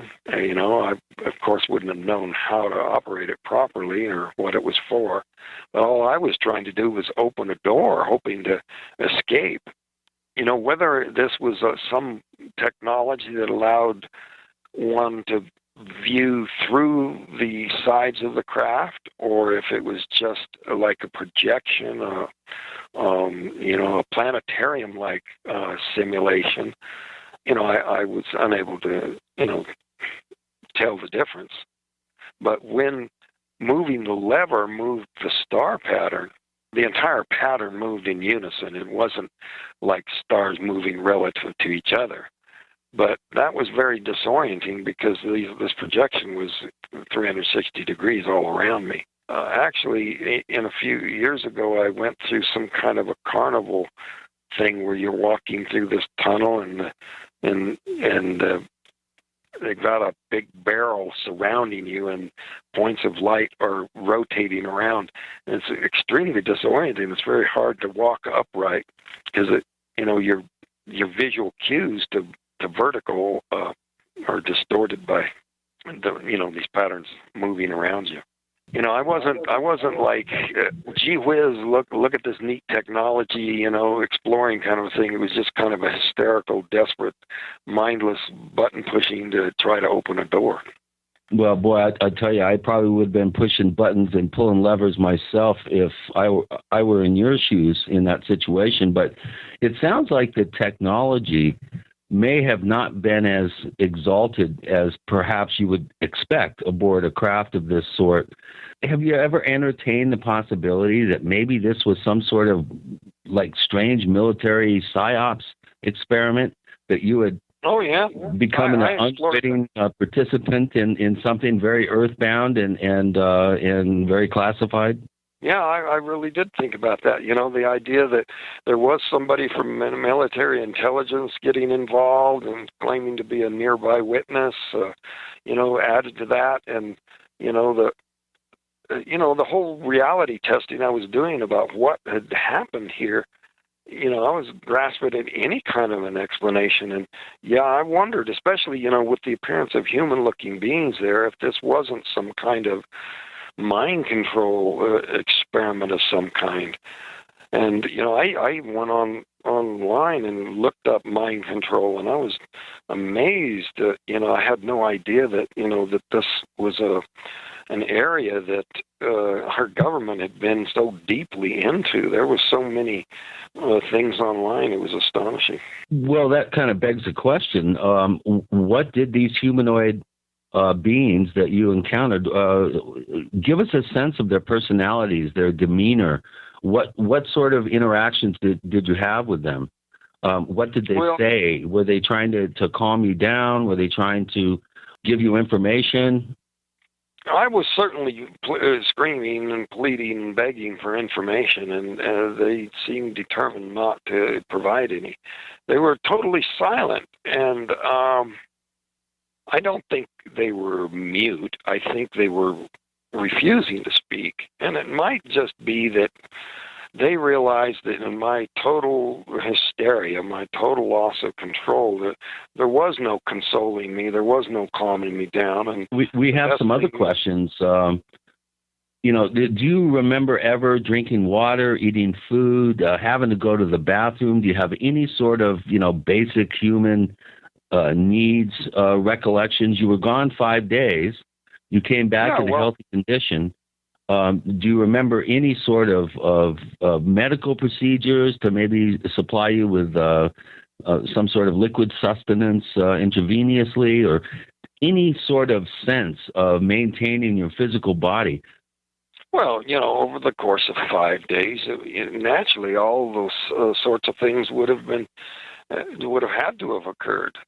So, being unable to remember that portion of it, I can't give the details about what happened there. But it would have had to have been fed, would have had been supplied water, wastes, and that whole thing. But that brief conscious period. Certainly, I wasn't sitting down to a meal or anything during that, rather emotionally intense period of time. Who knows with a technology that advanced, what method of hydration and nutrient replacement they might have. It could be that if I was in a coma a part of that time, that they might have some way of administering nutrition, just by bathing the body in a solution, or, even the way they do it in hospitals where they can intubate people and introduce food into their stomach. Who knows? It's kind of futile to speculate on that kind of stuff because I just have no clues.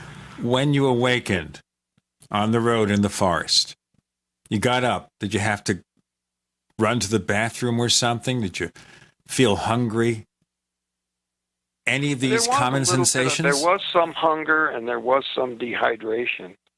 There was quite a pronounced weight loss that was restored in a matter of hours. Just by the next day, my weight had returned to normal. So that wait. Okay, just stop a second. I just have to understand this. A big weight loss. Did you weigh yourself? Did you look skinnier and suddenly you were back to normal? Yeah. My when I was returned, my brother had me get on the scales, and I was lighter than I had been in previous days. You're there. You got bathroom scales. You just step on them every morning. Sure. And it was. We took the scales to the doctor's office and compared them to his, trying to, verify that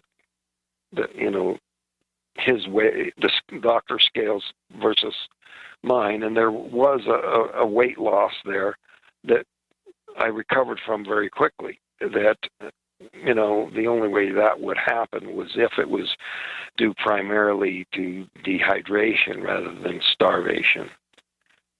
So,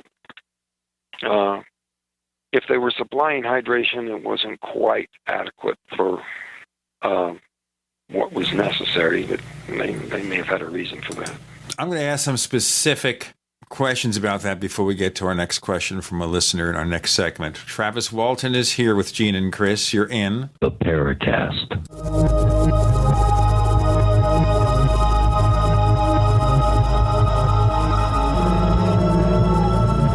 Listening to GCN, proudly sponsored by UnseenNow.com. Lock down your digital life at UnseenNow.com. This is GCN.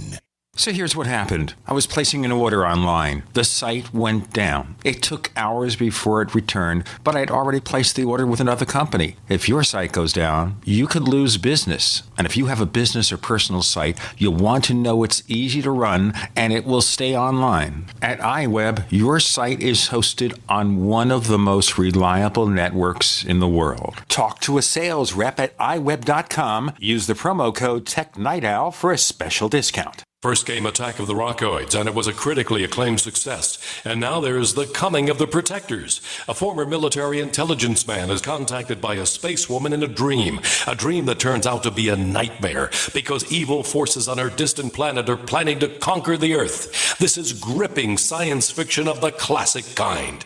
Attack of the Rockoids and The Coming of the Protectors. Find out more at rockoids.com. That's Rockoids, ROCKOIDS.com.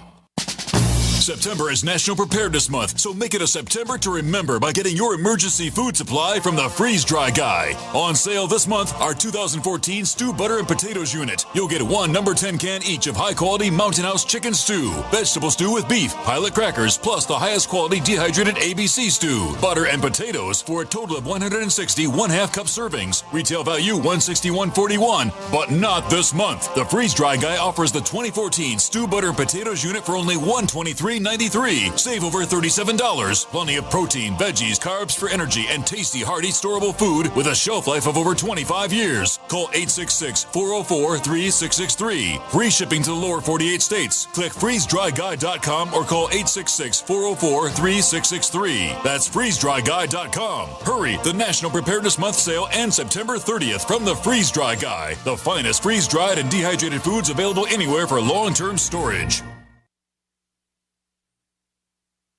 Ouch! My back is out again. Hi, Dr. Ortman with Wellspring Spinal Care. If you're experiencing neck, mid, or lower back pain, this information is for you. One of the complaints that I hear is patients receive their typical adjustment, only having to repeat them as the pain returns. Putting the bones back in place is only half of the battle. At Wellspring Spinal Care, we have the entire solution. We use the NUCA approach, utilizing three-dimensional x-rays and gentle touch technology to deliver specific correction. We then design a custom nutritional supplement program which provides essential nutrients targeting the areas of concern. With a NUCA approach and proper nutrition, you'll be on your way to a faster and more permanent recovery. To get you on the road to wellness, visit drortman.com. That's drortman.com, or call us today, 952-303-9124. That's 952-303-9124. Wellspring Spinal Care, chiropractic done right.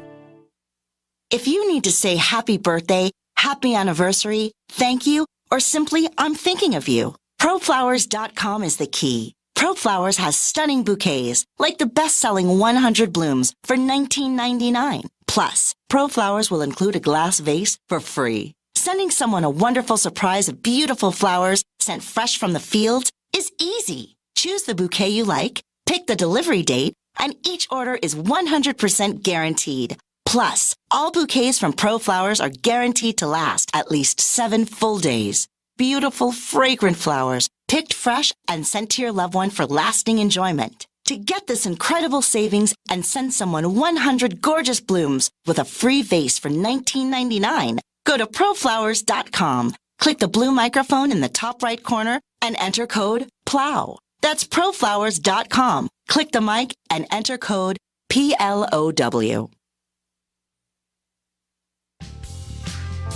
Hi, this is Nick Pope. You're listening to the Paracast.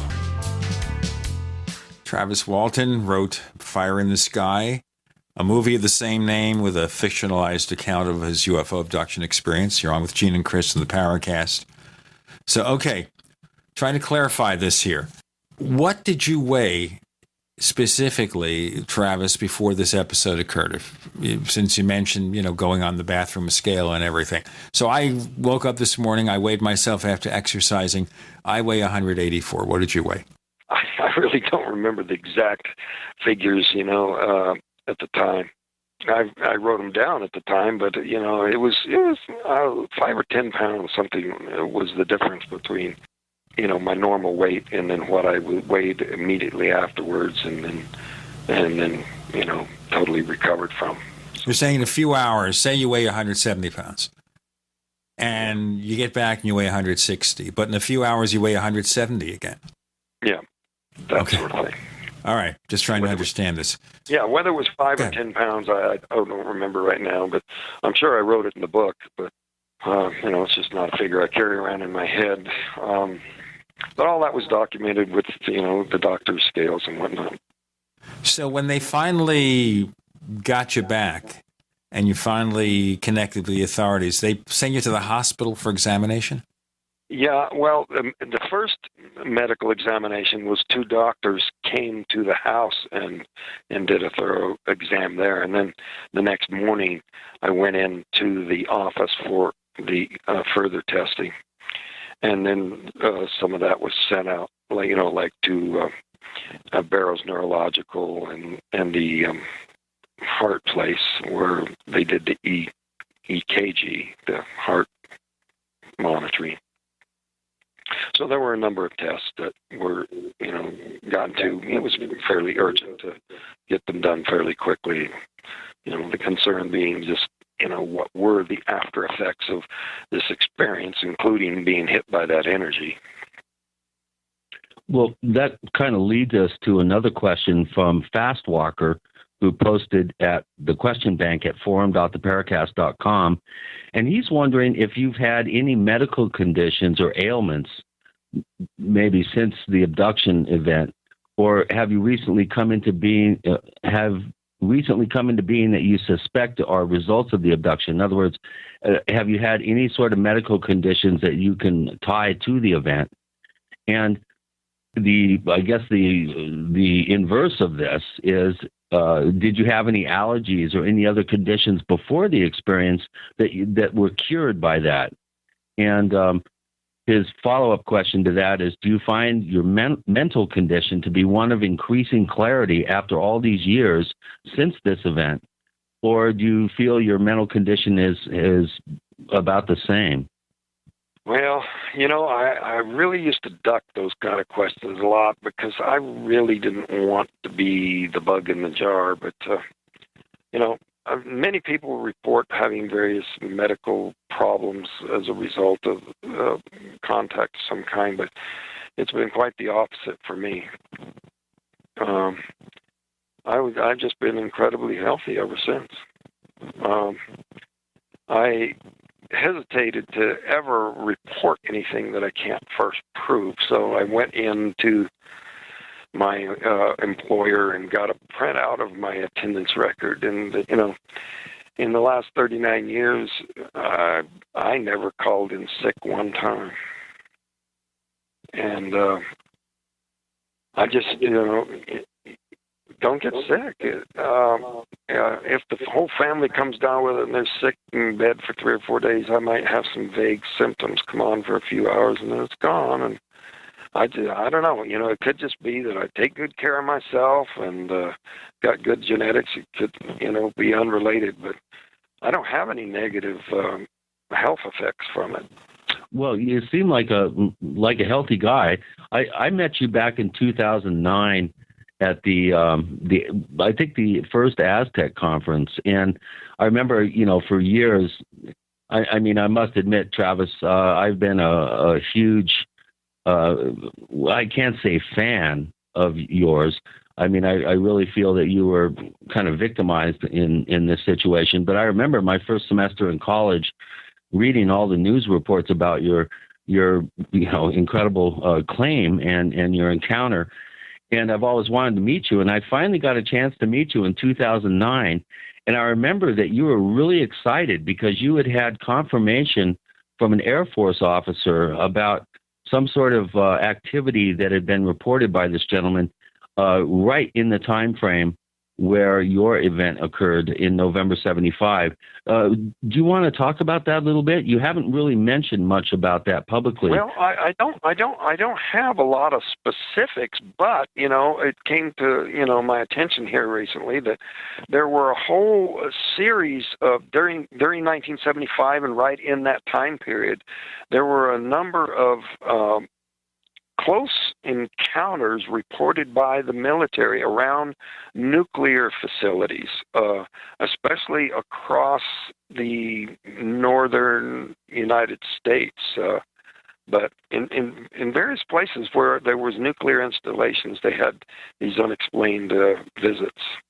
Right, around Malmstrom Air Force Base in the mist fields there. Offutt, I think, had an encounter or two.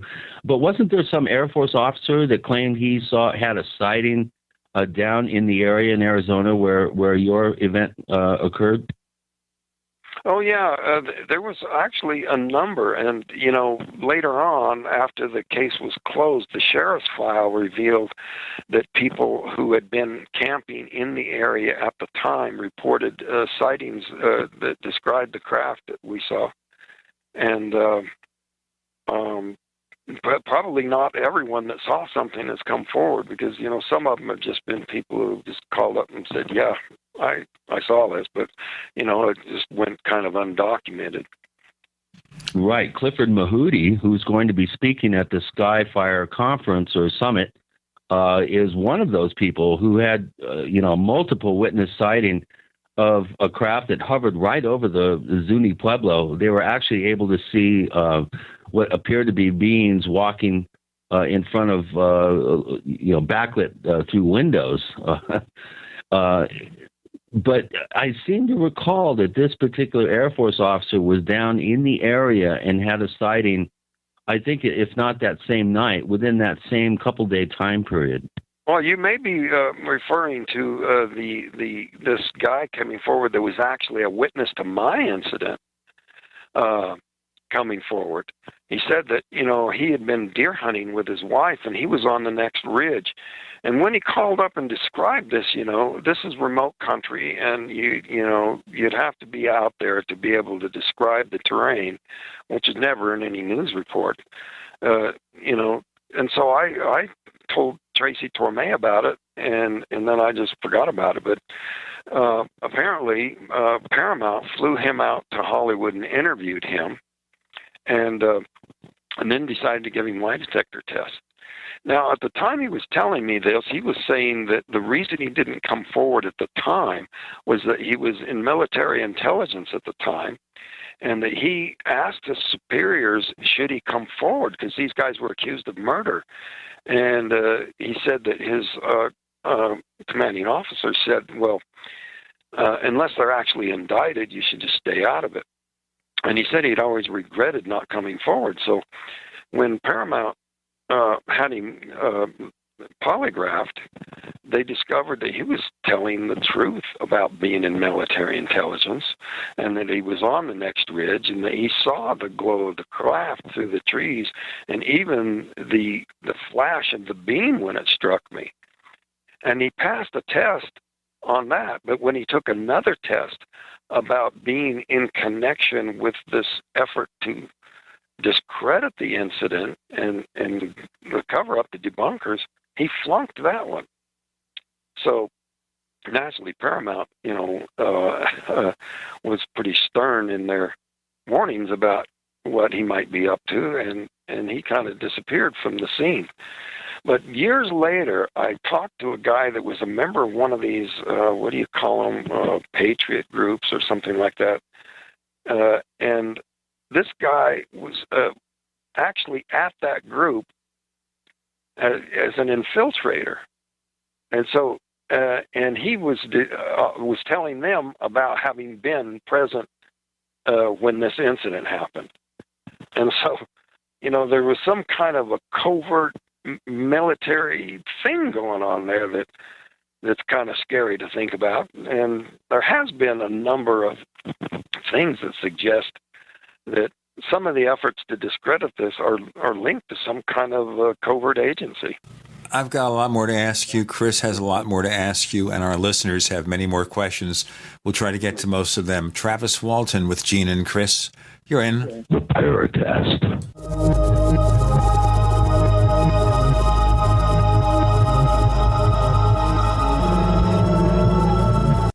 Minds think alike.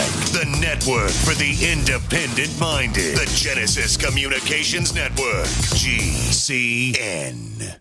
No. I refuse to age. How would you like to refuse or even reverse the signs of aging? You can with a breakthrough skincare line that utilizes growth factors and plant stem cells to visibly turn back the clock. It's clinically proven and the results are stunning. Call 1-844 500 0815 1-844 500 0815 or visit irefusetoage.com. Hi, this is Ted Anderson. Have you ever wondered why banks, stockbrokers, investment advisors won't talk about gold IRAs? They've been available since 1986, yet the financial industry won't recognize the value of gold for your retirement. Gold has outperformed paper investments, yet no word about IRAs. If you would like to have gold for your retirement, call 800-686-2237. Don't get left behind by rising inflation and low returns. Call 800-686-2237. Secure your future and call 1-800-686-2237. I will never forget the day my son Jeremy told me he hated me and slammed the door in my face.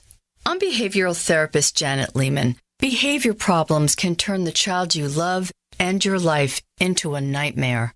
That's why my husband James and I created the Total Transformation, the step-by-step program that shows you how to fix the worst behavior problems and get your child to respect and listen to you again. No matter what the behavior, defiance, backtalk, angry outbursts, disrespect, we can help you stop it. Now you can get the Total Transformation for free. All you need to do is get the program and let us know how it works for you. You can keep it forever for free.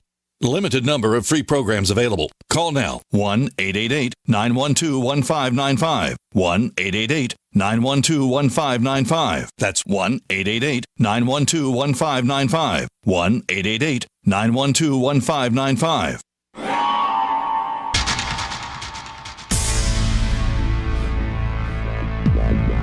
Welcome back to the Paracast, the gold standard of paranormal radio.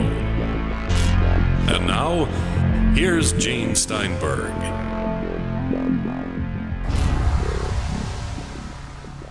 Travis Walton is here. His book, Fire in the Sky, the movie Fire in the Sky, coming in November. We have that special event, the Sky Fire Summit. Yeah, www.skyfiresummit.com. I can't wait, Travis. It's really going to be fun. I love Heber. It's a beautiful area up there. I've camped all along the Mogollon Rim from Turkey Creek all the way west, to, just down the road from my house. We're talking about this person that came forward that kind of gives a hint that there may have been some sort of government activity going on, some sort of covert military activity going on in and around the area on the Mogollon Rim where this incident occurred in November 75. And I have a question from Harry Newton, calls himself Han. He's one of our dedicated posters at forum.theparacast.com. And his first question is, have you ever been questioned by, quote, a government agency, unquote, regarding the construction, performance, or control of the UFO that you were taking aboard? Or I would expand it and say, has anyone from the military or the government ever quizzed you about your experience? No, and that's what's really strange is that they've been so totally hands-off. And I'm not even trying to suggest that there's any reason for it, but even my foremost detractor just harassed other members of the crew and never once attempted to contact me at all. Never a word. Talking about Phil Klass? There was a Freedom of Information Act request on his FBI file, and it turns out that he was under investigation a number of times for revealing classified information. And they chose not to. Now, who are we talking about here? We're talking about Philip Klass. He was under investigation by the FBI for revealing classified information in connection with his job as an editor at Aviation Week and Special Technology. Right. There's a memo in the file from the director of the FBI, J. Edgar Hoover, to the director of the Central Intelligence Agency, basically turning the matter over to them. They were saying in there that they were deciding not to prosecute because to discuss these security breaches in court would, further compromise the secrets. But right, would bring more attention. People are prosecuted for this all the time, and all they do is swear in the judges and everybody involved, and you would not ever be able to prosecute anyone for revealing classified information if that was the criteria that, to prosecute it would further bring it out. So it's standard CIA recruitment tactics to gain control of someone or influence over them, to have some sort of prosecutable offense as leverage. And, I'm not saying that I think that they turned him into a skeptic, but they certainly gained the ability to direct his activities and maybe help him out, because some of his efforts to discredit me, well, Travis, beyond. Speaking of efforts to discredit you, was it the Montel Williams show in the mid-'90s that you and Mike were on, where Class was sitting there foaming at the mouth in the front row? Was that the show? That was the Larry King show, and that was coincidentally right after that military intelligence guy called me up. Right, because boy, I tell you, even in that situation, Philip Class never spoke to me. He was in another part of the studio, brought in by Monitor, never addressed me, and I never addressed him. And to the day he died, he never attempted to call me or write to me or phone me up or anything. And that was his modus operandi, is to call up UFO experiencers and try to trip them up or in some way, misquote them, creatively edit what they say to make it look like they've said something they didn't. But not a single letter, not a single phone call from him, even though he harassed Mike. And one of the guys on the crew, the youngest guy, he was actually offered $10,000 from Philip Class to discredit the incident. Money that was never exchanged because, of course, there was nothing to discredit. But this $10,000, well, I call it a bribe, was pushed for quite some time to try to get Steve to say something to discredit the case. And there's a whole lot of things that, about Class's activities that just don't square with somebody simply researching for an anti-UFO book. I mean, he invested way too much money in it. Flying to Texas and taking Steve out to dinner. And where's this $10,000 going to come from, I doubt he made that much off of an anti-UFO book. Well, he made a bet with Stanton Friedman that he lost and paid him $1,000, so... Well, he bet me, and I proved him wrong, but he never paid me. But right. Wait a minute, Travis. Maybe he needed the money to pay off Stanton. Well, that leads me to another question from one of our listeners. I've noticed here in the last 5 years that other members of the crew that witnessed this event have come forward finally and have decided to become publicly acknowledged for their role in this event. What sort of relationship now do you have with those original crew members that were out there logging with you? Well, that's the big hole in Class's collaborator theory, is that we were never a group of buddies working together. We didn't even hang out together when we were off the job. We were there as coworkers, and so I really lost touch with a lot of these guys to the point where it was. After a couple of them died, it was months before I found out about it.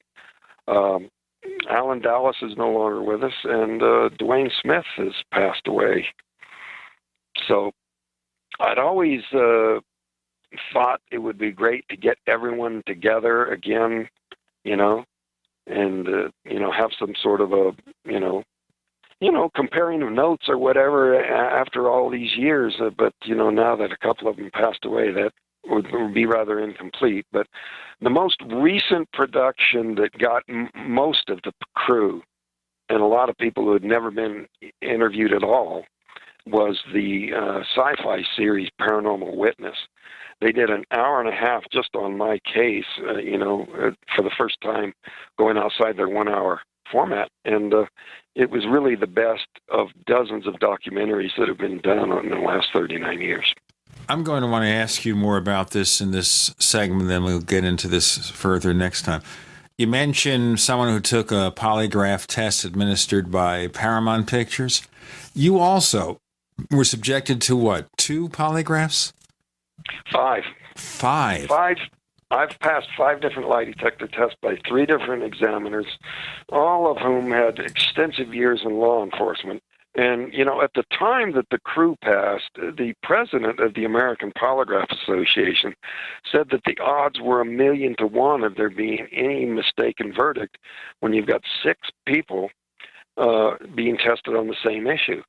But now there's been 16 past tests in connection with this incident. Now, the reason I ask you that is that it had been reported that you had a problem with one of these tests.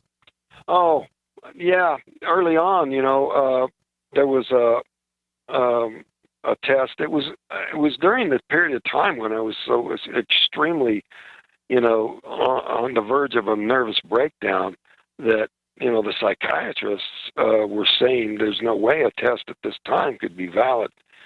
And turns out that the examiner was really not qualified, and his test results have been reviewed by 3 of the top experts in the world, and it was just riddled with errors, and they totally discount his opinion on the matter.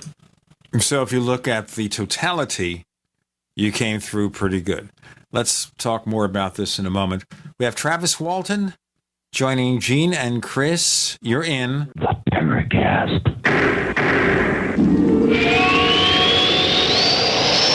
Neighbors, are you tired of dealing with a slow web hosting provider?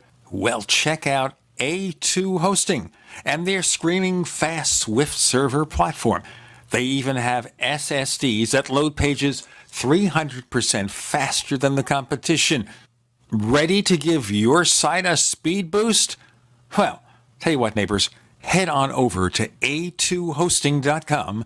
That's A2, that's number 2, a2hosting.com. Check out their Prime hosting account.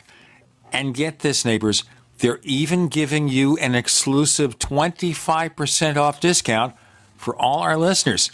25%.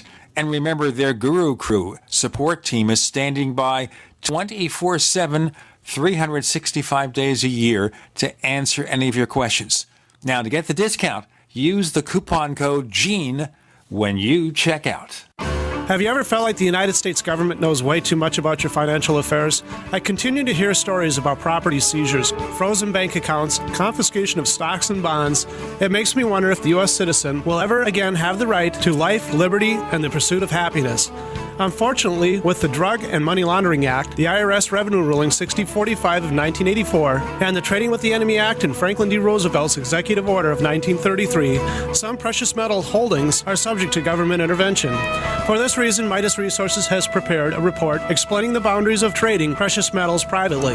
Whether if you have any intention of trading with Midas Resources or not, I have instructed my representatives to give this report out free. Call for your free copy at 1-800-686-2237. When investing, always proceed with caution. Again, call 1-800-686-2237. Exercise your legal right to trade metals privately. 1-800-686-2237.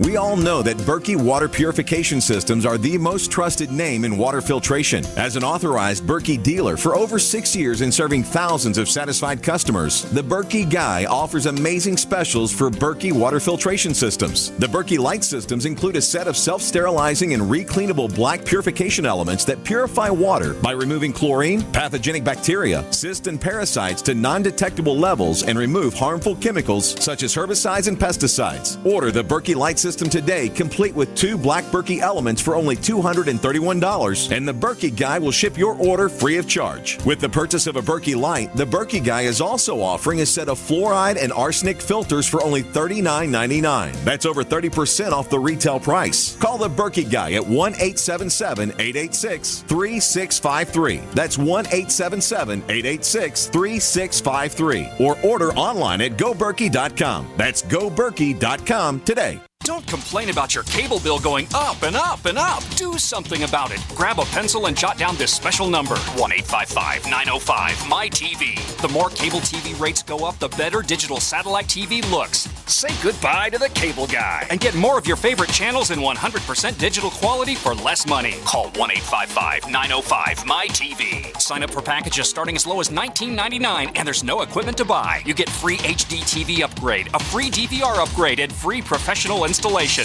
You control what you watch when you watch it. Record your favorite shows, pause and rewind live TV, even skip the commercials. Watch local channels too. At just $19.99, what are you waiting for? Pull out your major credit or debit card. Call 1-855-905-MyTV. 1-855-905-MyTV. Say goodbye to the cable guy. Cut costs and get more. 1-855-905-MyTV. 1-855-905-MyTV. We'd like to hear from you. If you have a comment or question about the Paracast, send it to news@theparacast.com. That's news@theparacast.com.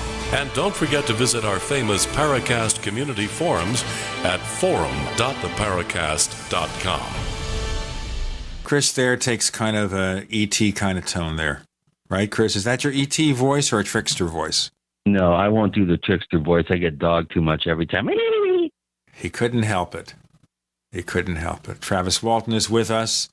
We have that event coming in November, Skyfire Summit, with all those guests. Great guest list. This is as good as you get. I mean, you know, we have a few debates with a few of the people who are over there, at least one of those people, but this is about as good as you get when you have a UFO conference. In fact, I think you're doing a lot better than MUFON on this one, Travis. Well, I heard that kind of went badly, but these things happen. Well, you know, I think they don't vet their guests anymore. They're looking for box office. And this is a difficult thing, too. You're having this in a small town that's not an easy trip. It's not near an airport, for example. So do you think that's going to hurt the potential attendance? Well, I've been to some pretty popular conferences where I had to drive an hour or two, you know, from the airport to get there. So I don't think that's all that much of a problem. It's a little bit out of the way, but, you know, right up the highway, it's, you know, just a couple hours from the airport. Right, and you're going to be running shuttle buses or shuttle vans to and from the airport too, if I remember from the promo material. Yes. Yeah, and anybody who thinks that Heber is out of the way obviously never attended Lou Farish's Eureka Springs conference that went for 25, 30 years down in Arkansas. I mean, that was a hike to the Fayetteville airport. And the scariest airplane ride I ever had was going from Fayetteville to Dallas during an ice storm with a supercell that spawned 13 tornadoes. The stewardess aboard the flight retired after that flight. So I'm not saying that's going to happen going to Phoenix and then shuttling your way up to Heber. But, Travis, I'm really looking forward to it. I think that the Skyfire Summit idea is a good one. It's a beautiful part of Arizona. It's not saguaro cactus. We're in verdant pine forest, ponderosas. And, you know, having camped right there in that area, it's really one of the most beautiful spots in Arizona, especially to have a conference of this sort. You know what, Chris? Maybe what I'll have you do, Chris, is I will close my eyes and you'll drive me there. Well, we'll just teleport you, Gene. How's that? Scotty, beam me up. He never said, by the way, Captain Kirk, beam me up, Scotty. It was always a variation. One of those urban legends that didn't come true. Play it again, Sam. That's right. He never said play it again, Sam. Yeah, you know, he said, play it, Sam, just like you used to, or something like that, yeah. I kept listening to that movie, and I thought they must have edited that segment out of it. It's not what I was supposed to hear. Well, okay, we're going back to our question bank, which is where listeners to the Paracast can go on the forums at forum.theparacast.com, and you, too, can ask questions of our esteemed guests. And, Travis, this is a real pleasure. And thank you so much for, agreeing to be on the show. And this comes from Stagger Lee, who's one of our longtime posters at forum.theparacast.com. And he's wondering what your opinion is of abduction research that has now blossomed in the intervening almost 40 years. And he's wondering, what do you think of the work of Bud Hopkins, David Jacobs, John Mack? Were these guys onto the truth of the phenomenon, or what? Well, as I said before, there's a mix of truth and something else. And, and I don't mean necessarily falsehood. There's what's actually happening and some things that are being mistaken for what's happening. But, there's a core reality here that's very important to research. I think there's far more reports than there are, actual incidents, but, it's inevitable, I don't think that in any way discredits the reality of the phenomenon, People who are out prospecting for gold run across all sorts of things they think might be it, but, only gold is gold, and there is some authentic cases that really need study out there, and that's, what really needs to be done as far as ufology and the researchers is to, have more stringent protocol as far as trying to separate out, what's worthy of research and what's not. Yeah, you think? But people, this error in thinking permeates our culture. If O.J. Simpson goes in and is found not guilty, people say he was found innocent. No, he wasn't. That's not the same thing at all. To say that something is worthy of research and these aren't is not the same as saying these other cases are untrue. Many of them will be true, but they're just not the kind of evidence that you can deal with to know one way or the other. Our legal system really needs to, be fine-tuned in the terminology. Not guilty is not the equivalent of innocent. Skeptics make this. The skeptics say, if you can't prove this is true, if I can prove that you can't prove it's true, then I have proved it's false. And that's just bad reasoning. The inability to prove that something's true does not prove that it's false.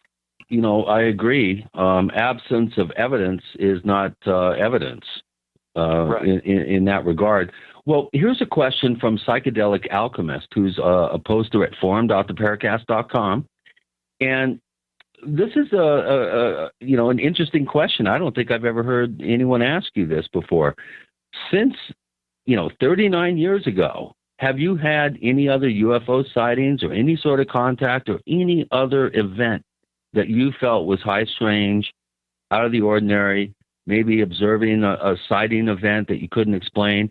I'm sure that you've been, very diligent in, keeping your eyes open as you go through your everyday life. Have you ever had any more sightings or any sort of event?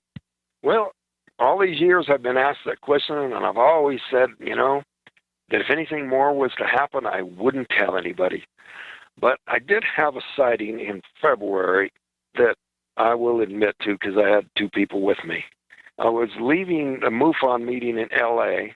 We were driving up the 5 towards the 10, and this sounds almost unbelievable, but one of these giant triangular-shaped craft came down to the west of the 5 towards us, stopped over the top of us, flying very low, gigantic, sort of turned, and then, by then it was over the roof of the car and couldn't see what happened after that. It was clearly visible, unmistakable, and I was just astounded that, something flying over that gigantic over a city the size of Los Angeles, there would be all kinds of reports, but you know what? People just don't look up. But when I got home, my son went on this website called UFOstalker.com, and there was a whole cluster of sightings right there. They had a Google map type thing on the site showing that, there was about a dozen sightings right at that spot at that time. Let's break it here, Travis, and we'll get into more of this. With Gene and Chris, you're in the Paracast. You're listening to GCN, proudly sponsored by UnseenNow.com. Lock down your digital life at UnseenNow.com. This is GCN. Graphic Converter is the image manipulation tool for the rest of us. It does not use any database. You get full control of all your files. Want to view the images of a folder? Drag it into Graphic Converter and a powerful browser opens up to show your image files. You could use it for slideshows. You could use it to import images from digital cameras or from scanners. Need to do some image editing? You can do that too in Graphic Converter. Also print catalogs. Convert from so many formats I can't even list them. Download now to see if Graphic Converter is good for you, like 1.5 million other users. Guess what? You could save money when you buy Graphic Converter. Use the coupon code NIGHTOWL. Use the coupon code NIGHTOWL to get a special price for Graphic Converter. Go to lemkesoft.com. That's LEMKE soft.com. lemkesoft.com. LEMKE soft.com. Hi, this is Steve Sanchez, and based on a recent study, it was found that 57 million Americans had legal issues over the last 12 months, but only 60% of those studied sought out the services of a lawyer. Why? In a nutshell, affordability. Well, my friends at Legal Shield have created a solution that can help you not if, but when you need an attorney. For as little as $17 per month, Legal Shield will provide you unlimited access to qualified attorneys at an accomplished law firm for advice and counsel on legal issues, no matter how serious or trivial. For over 40 years and with 1.4 million families across North America, Legal Shield can help you, the loyal GCN listener. Representatives are standing by now to answer your questions, so call them now at 1-855-340-SAVE. That's 1-855-340-7283, or visit them at lsprotection.com. That's lsprotection.com. Results will vary from case to case. September is National Preparedness Month, so make it a September to remember by getting your emergency food supply from the Freeze Dry Guy. On sale this month, our 2014 Stew Butter and Potatoes unit. You'll get one number 10 can each of high-quality Mountain House chicken stew, vegetable stew with beef, pilot crackers, plus the highest quality dehydrated ABC stew, butter and potatoes for a total of 160 1/2 cup servings. Retail value $161.41, but not this month. The Freeze Dry Guy offers the 2014 Stew Butter and Potatoes unit for only $123.93. Save over $37. Plenty of protein, veggies, carbs for energy, and tasty, hearty, storable food with a shelf life of over 25 years. Call 866-404-3663. Free shipping to the lower 48 states. Click freezedryguy.com or call 866-404-3663. That's freezedryguy.com. Hurry! The National Preparedness Month sale ends September 30th from the Freeze Dry Guy. The finest freeze-dried and dehydrated foods available anywhere for long-term storage.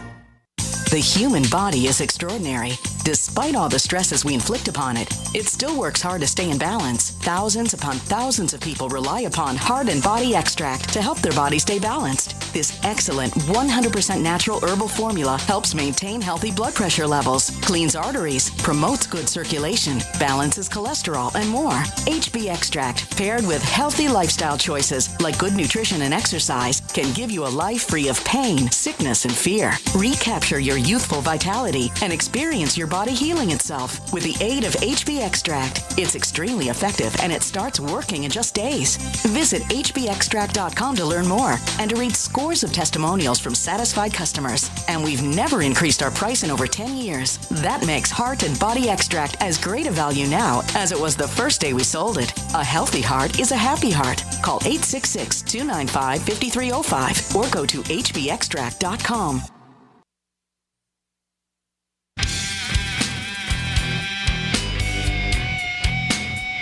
This is Kurt Seven, the author of UFO Mysteries, and you're listening to the Paracast. You ever think here, we always hear the claim that since so many people have smartphones, we got the brand new iPhone 6 just came out this week, Travis Walton. And the key thing about it is that it has a better camera. And the bigger one, the iPhone 6 Plus, has optical stabilization, so you can take great high-definition movies. But the problem with smartphones, as you know, is that people are looking down at their smartphones. They're not looking up in the sky to see something they might want to photograph. Well, it's interesting that, Tracy Torme commented to me recently about this, and he really thinks that the occupants of these craft, with their technology, have actually modified their behavior because of the existence of cell phones and cameras like that. If the crew had, if this happened when cell phones exist, there would have been 7 cameras going there. If would have been on Facebook within a couple of hours. The NSA knows where every single one of these cell phones is. Certainly this technology, hundreds of thousands of years ahead of us, could do the same thing and, either avoid them or even actually reach in there and tamper with what's being recorded. That begs the question, why do they even have lights at all? They don't need to have lights like a Christmas tree or, unless it's some sort of... I've talked about that subject here recently. You've got the two extremes, the skeptics who say if this was real, they'd land on the White House lawn and say, here we are. And then I bring up the point that with a technology hundreds of thousands or millions of years ahead of us, as Michio Kaku points out, that, quit imagining them as being a few hundred years ahead of us. With their technology, they could do everything they want to do here and remain completely undetected. Now, they're doing neither. They're neither remaining undetected and they're not landing on the White House lawn. And my theory is that they are playing this peekaboo sort of barely verifiable, provable sorts of sightings on a continuing basis for a purpose. And it's related to this science fiction thing of non-interference directive, that there's a conditioning program going on here. We're getting accustomed to the idea that we're not alone in a way that won't be as incredibly disrupting as it would be if they were to land on the White House lawn. Now, if that were to happen, half the world wouldn't go to work tomorrow. Yeah, and the other half wouldn't believe that it was true. They would think it was just some sort of disinformation program. Yeah. Well, that kind of brings up a question here that we have from Alien Esquire, who's a recent poster here at forum.theparacast.com, and he's wondering if you believe that the general public's perception of your encounter has changed over the last 39 plus years, and if so, has this public perception helped or hurt your ability to promote awareness of these types of events? And what, if any, effect has the ufological community's perception of your encounter had on your ability to actually communicate to people about what happened to you? Well, I think that, to answer the last part first, that, some of what goes on in the ufological community has muddied the water a bit because there are, some rather outlandish claims out there that, we get branded. If the news media comes to a conference and there's a guy with a tinfoil hat or a wire pyramid on his head, that's the guy that's going to be on the news that night. They're not going to talk to the rational, well-reasoned, scientific-minded person who's giving good reasons for why this is a respectable area of study. But to answer the first part of the question, yeah, over the years, there's been a definite improvement in the acceptance of what happened to me. I think due in part because I've written a book that took every single allegation the skeptics made head on and refuted them with solid documentation. But, also, back when this happened, they weren't for certain there was a single planet outside of this solar system. Astronomers, of course, theorized that other stars probably had planets, but even the Drake equation had far lower numbers than has been borne out by Kepler. NASA announced in the last year that it's a virtual certainty now that most stars have about a dozen planets going around them. And they've even been able to determine which ones are possibly Earth-like. And so, this understanding, this dawning awareness has changed the public attitude. The likelihood that we're, completely alone and all those little sparkly things in the sky at night are just there to give us something to look at, is an absurd notion and rather egocentric. I think, acceptance of the whole idea in general has grown. And the fact that a lot of false rumors have been dispelled over the years has contributed to greater acceptance. And, I'm feeling it on the local level, too. People come up to me and shake my hand and say, I always supported you, but only now am I coming forward with the confidence to say so publicly, Yeah, well, this brings up the whole subject of public perception of ufological events and how the media, when it gets involved, tends to ratchet up the fear element, ratchet up the suspense, the drama. Here's a question from Stagger Lee, who, again, is a poster at forum.theparacast.com, where you can ask questions of our guests. He's wondering about the film Fire in the Sky. And he says, I understand the producers took great liberty in recreating your experience aboard the saucer. And he's wondering if you had any say over this, whether you were able to be involved. No, I had no say over that. And, I tried to exert some of that influence and almost got myself barred from the set. Now, once you sign your rights away, that's the way it is. And it's not just me. Michael Crichton wound up walking off the set of several of movies that were made from his books because of disagreements with. But it's understandable that Hollywood is not going to put someone else in the driver's seat when they've got millions of dollars to invest. To them it's a business, and they're not going to allow me to have any sort of veto power. It just doesn't happen. And even at the most highest level with writers and people having their books made into movies. So I had no control over that. However, I am looking to get a remake of the movie done, and I've had people email me to expressing that desire, and so I'm collecting all those emails, and one day I will take them to the studio and say, there's definitely an interest out there in seeing something that sticks more true to what really happened. The only hope you have here, Travis, is that Hollywood, running out of ideas, is regularly mining older films to do remakes. Rebooting. Oh, yeah. You were saying, Chris? Remakes rule. I said let's reboot the whole scenario, because I know, talking with Tracy over the years, that he was very, very upset with the portrayal of the actual events that occurred as you remember them aboard the ship. That, in fact, there was even talk about some sort of legal injunction at one point. Well, do you think that the fact that Hollywood takes these cases, yours in particular, but cases in general, and goes through this embellishment, this ratcheting up the fear, or they do their own Hollywood spin on it? Do you think that this has, in your case, do you think this has diminished your case in any way? Are you okay with how your events aboard the ship were portrayed in the movie? Well, I was extremely disappointed at the time, and I did receive some backlash. Although, at the time, my reaction to it as being so horrific and so, terrorizing was pretty accurately, it left people with the feeling that I had at the time.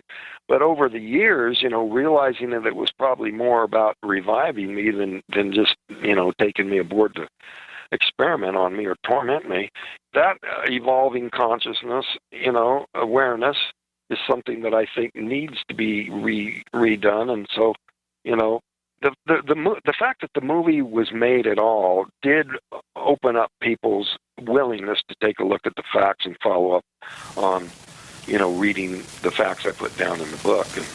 And so in that sense, it helped to get the truth out there. We have Travis Walton joining Gene and Chris. You're in the Paracast. Not just an alternative to the mainstream media. We're the premier independent talk radio network. We are GCN. Attack of the Rockoids has been well received by critics and readers alike. It's a thrill-a-minute story you'll never forget. A former U.S. military intelligence officer is haunted by intense dreams about a beautiful woman pleading for his help after a terrible battle in outer space. But the dreams turn out to be true and thrust him into a telepathic love affair with a woman whose faraway planet is intent on destroying the Earth. And now the gripping tale continues in The Coming of the Protectors. It's the second book of the Rockoids trilogy, a galaxy-spanning adventure that pits our hapless heroes against powerful, fanatical enemies that threaten the lives of freedom-loving beings everywhere. Attack of the Rockoids and The Coming of the Protectors. Classic science fiction at its best, available now. For more details, visit rockoids.com. That's ROCKOIDS.com. American gardeners and fellow patriots, make the right choice with your money, time, and your family food supply. Choose 100% pure heirloom seeds in the Survival Seed Vault from MyPatriotSupply.com. Why spend more? The Survival Seed Vault from MyPatriotSupply.com is only $37.95 and includes 20 varieties of pure, hardy, easy-to-grow heirloom seeds. Yes, only $37.95. That's 70% less than our competitors. You could buy 3 Survival Seed Vaults for less than one of theirs. The Survival Seed Vault from MyPatriotSupply.com includes detailed planting and seed-saving instructions and ships same day. Plus, all orders over $49 ship free. MyPatriotSupply.com is American-owned by patriots like you, passionate about freedom and preparedness. Call now, 866-229-0927. That's 866-229-0927. Or discover more emergency preparedness items when you order at MyPatriotSupply.com. Choose the original. Choose the Survival Seed Vault at MyPatriotSupply.com. This alert just came in. This special announcement is for business owners and leaders of organizations who've been waiting for the right time to build. General Steel has made it impossible to wait any longer with rock-bottom prices that could save you thousands. That's right, General Steel, America's leader in pre-engineered structures, is offering buildings at prices you will never see again. Don't miss these prices. A 50 by 100 for $35,000. You heard right, that's 5,000 square feet for $35,000. Manufacturers, if you need a larger building, try a 100 by 100 commercial building for $129,000. You can't afford to rent with these prices. Imagine a 70 by 100-foot church building for under $69,000. With the economy improving and interest rates still at historic lows, you can't afford to wait. So call 866-91-STEEL. Lock in your price now. Call 866-91-STEEL. That's 866-917-8335. Summertime is save big time at Herbal Healer Academy. Long-term customers know summer is the time to stock up at herbalhealer.com. And for new customers, welcome to the web's best place to save on vitamins, minerals, and more. Log on for summer specials, including all sizes of colloidal silver, colloidal minerals, and intestinal freedom on sale. Choose from Herbal Healer's great variety of weight loss products like apple cider vinegar, Hoodia, and Metabolic Complex and Pro-Metabolic, all on sale now. Also, the anti-parasite intestinal freedom and Wormwood Plus Complex, plus Stevia liquid sweetener and the super enzymes, all on sale for summer at herbalhealer.com. As always, we offer certificate correspondence courses in natural medicine. Enjoy same-day shipping and free online newsletter. Log on now to herbalhealer.com and look for summer specials to save big with our nation's leader in supplying quality natural medicine and education since 1988. Herbal Healer Academy.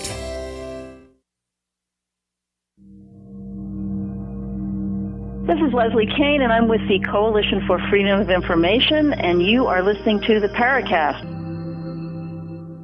We have Travis Walton joining Gene and Chris in the Paracast. We've asked him over the years to get over here and talk with us, and we're happy that he's come aboard. I think you're getting put through the ringer in terms of questions, Travis, but you know your stuff, and you're coming through great. Let's move on, Chris. Travis, let's go ahead and talk more about the Skyfire Summit. You have an incredible lineup of experts. What sort of criteria did you kind of tick off in your mind about how to inaugurate what I'm assuming you're hoping is an annual event in a fairly obscure part of Arizona? I mean, what do you see for the Skyfire Summit? And again, what sort of criteria did you use to select your speakers, and where do you see this particular conference going in the future? Well, you know, there was a huge number of speakers to choose from. And what I was after, you know, having something here on my home turf, you know, I know this is going to be, you know, attended nationally, but I was also very conscious of making this sort of ufology 101, sort of an introduction to the field, and I wanted people who would take the basic facets of the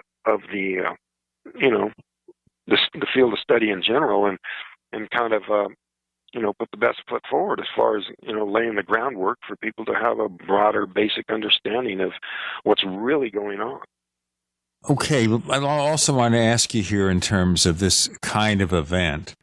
Now, I guess one of the impediments, of course, getting a large attendance is that you have to charge a fair price to cover the travel costs of the guests. They don't just fly from disparate parts of the country for free. Does that ever serve as a problem, too, about the fact that you've got to charge enough to be able to cover your costs, and that might be a lot more than some people are prepared to pay? Yeah, that is a daunting thing, but people need to understand our cherished goal is to break even. We just got to pay the bills, and even the venue is to rent is over $1,000 a day. So there's a lot of overhead, and that's where it's all going. But I think people will find it's well worth the experience because there's a whole wealth of material being presented here. Do you get a lot of media attention so far on this? We're having a film crew from France come in. They're filming a feature film, and it's going to be, the conference is going to be a little bit of the backdrop for their docudrama. Well, it's actually a fictional film, but it's more reality based. And then there's also a major magazine from France sending a writer over, and there's another number of other film crews and Hollywood types going to be present, but still quite early. I've invited the actor who played me, D.B. Sweeney, to come, and I haven't heard back from him yet, although his agent contacted me about joining him on the autograph circuit here recently. And I also invited the Grammy winner, Sonny Moore, also known as Skrillex. And I spoke at his birthday party in L.A. here recently, and they said maybe. So I'm waiting to hear back from them about them, having an autograph session together, say on the 5th or 6th. And it's just, we're getting a late start here, and things are developing day by day. New things are coming in because we just barely announced. But the website is up now, and it's full functioning as far as signing up for the first day.